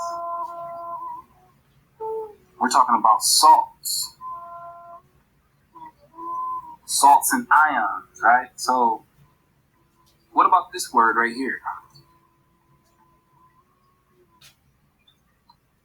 Right? When we really just use our brain for what it is. Salvation, right? Uh-oh. The saving of the soul. To save. From the word save. So the word save is in salvation. But what other word do you see? Do you see salt? Do you see ion? Do you see save? Do you see how salvation,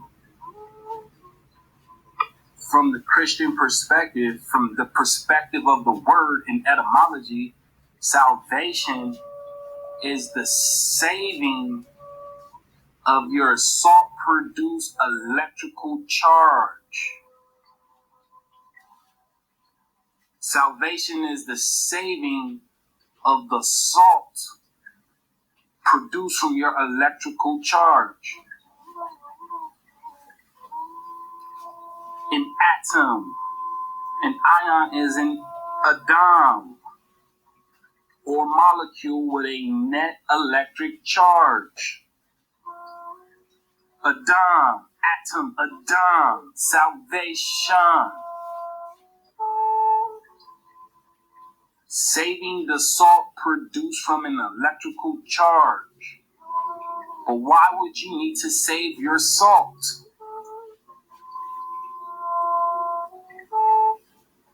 Who wants your energy? Who is really feeding off of you? Because don't we put salt on food? Right? Don't you put salt on your animals after you cook them and eat them? Didn't I ask you what an animal was? If you're sure what an animal is, that you put salt on to eat out of satisfaction, so that you may have salvation for your body, which the soul resides in. You see what's going on? Save the salt that is produced from your electrical charges. Salvation.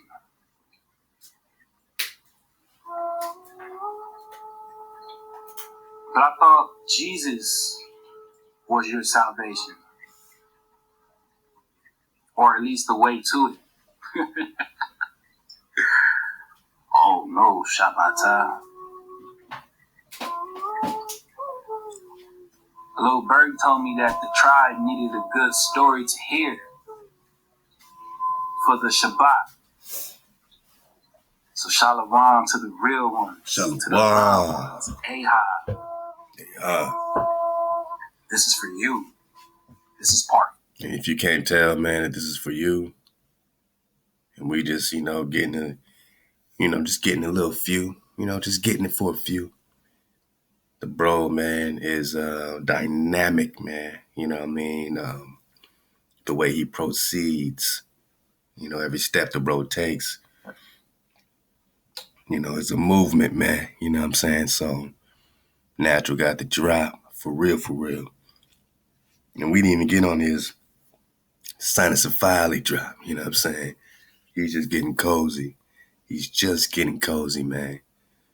In the secluded alcove, man, because we separate. We separate from the hijack. They speak in their forked tongue. Their salvation. You know what I mean? In the Christian sense. Hey, man, you better get with it or get left on. 4.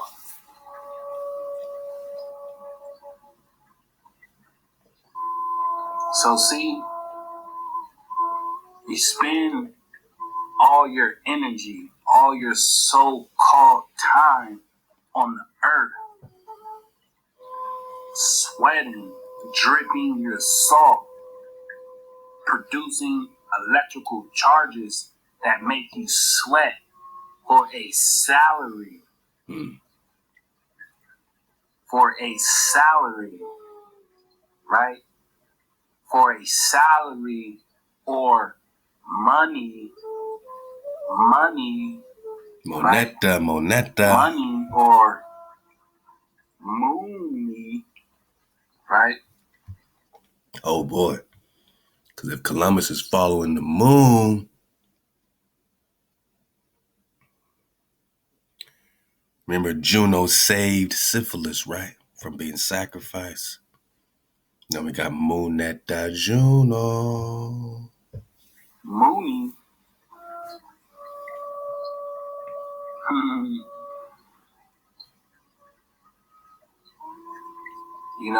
You sweat for your mooney, or your money.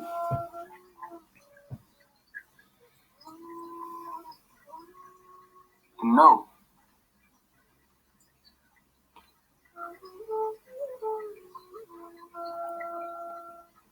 Juno. Right? We just surfing the wave. Your moneta. Moneta Juno. You do this for the moon. And you don't even know. Right? Ion. And you need salvation from what? Right? You seek salvation from what?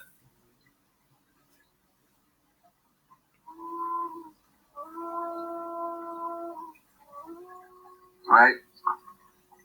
All this salvation for what?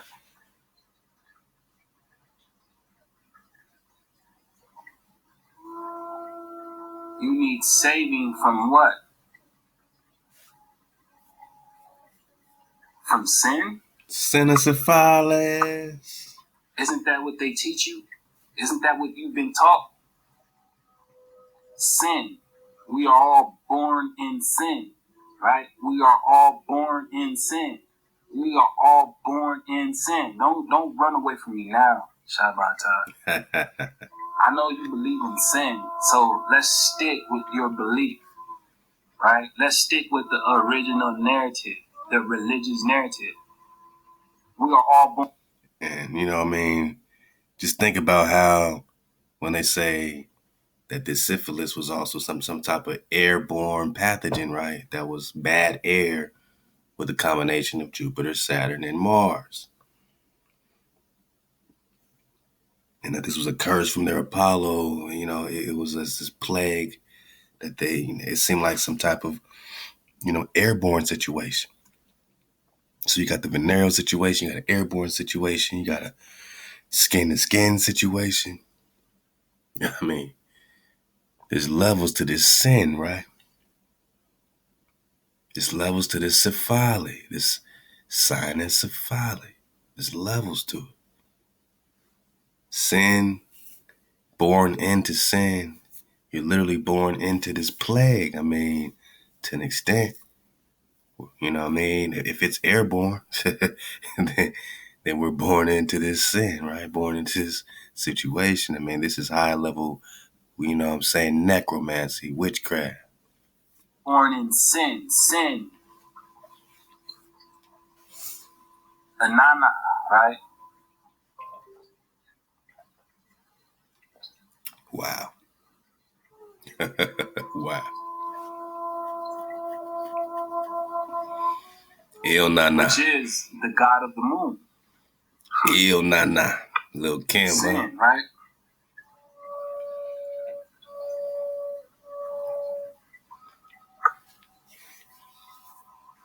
Sin. Nana is a Sumerian deity of the sun Enlil and Ninlil, and became identified with the Semitic or the Shemitic sin,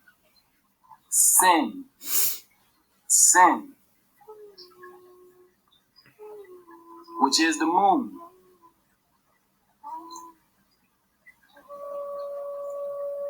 Sin, god of the moon. And he said, Dr. Charles from the first video, right? He said that a man by Stan Gooch said that the Neanderthals worshiped the moon.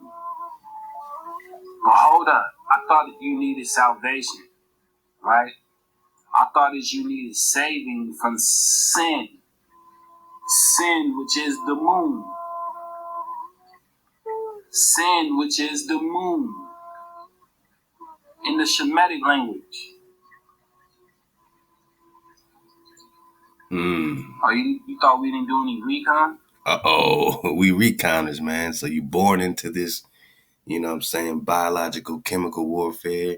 But sin is also just referring to this moon, electricity, you know what I'm saying, salt, salt and water, and you know what I'm saying, charging up, situation. I mean, ions. Oh, man. Ion, Eon, Geon, John. We're just talking about the charge, man.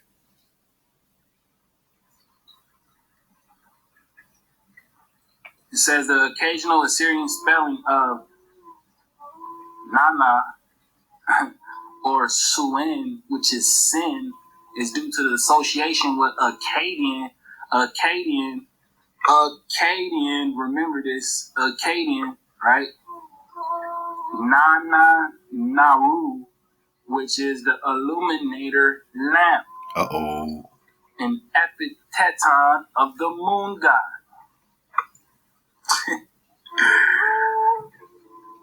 Oh, but you've been taught you needed salvation. Salvation, right? For your sins.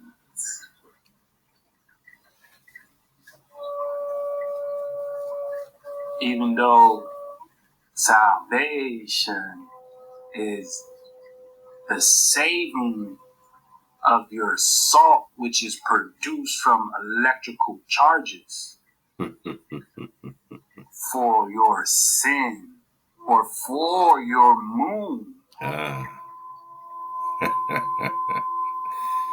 Oh, man. Right? So that this moon can feast off you. Oh, yeah. The dark side of the moon. How many films and topics are put out with the subject of the dark side of the moon? Oh, we've been in the dark, though. We've been in the dark, though, right? And we're just talking about the illuminator, the lamp, which is light. The moon god, right? The moon which shines its light at night. But again, we're just talking about sin. Come on now, man. We're just talking about salvation. Get 'em. For your sins. Get 'em. Right? You put salt on your animals, right? when you eat them, right? But you need salvation.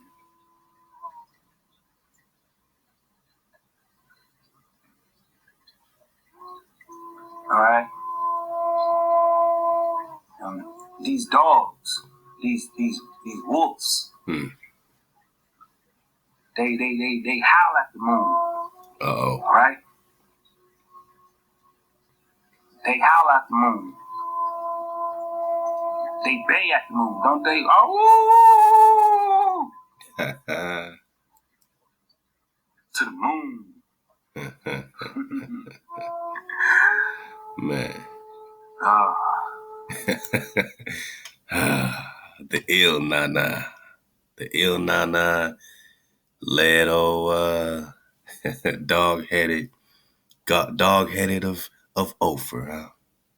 The dog face, man. Much ahab to the tribe. Much ahab natural by law, man. Much ahab to all the Ether squad, man. We live November 15th, man. Be there, man. Shabbat Shalom. Download the app. Naturalist, man, premieres every Wednesday, 10 o'clock Pacific, man. And we being framed and shaped, man. We just getting started. The price is going up, man. And just know that we qualm for a while. Know the real. Know what's happening, man, right in your face. You know, is a representation of what they're already finding here. The holy tree. They want salvation. They're being transformed by a magical cure found in the backyard of the Naga, of the Amaru Khan only in the promised land. Shalom, Shabbata, Allahu.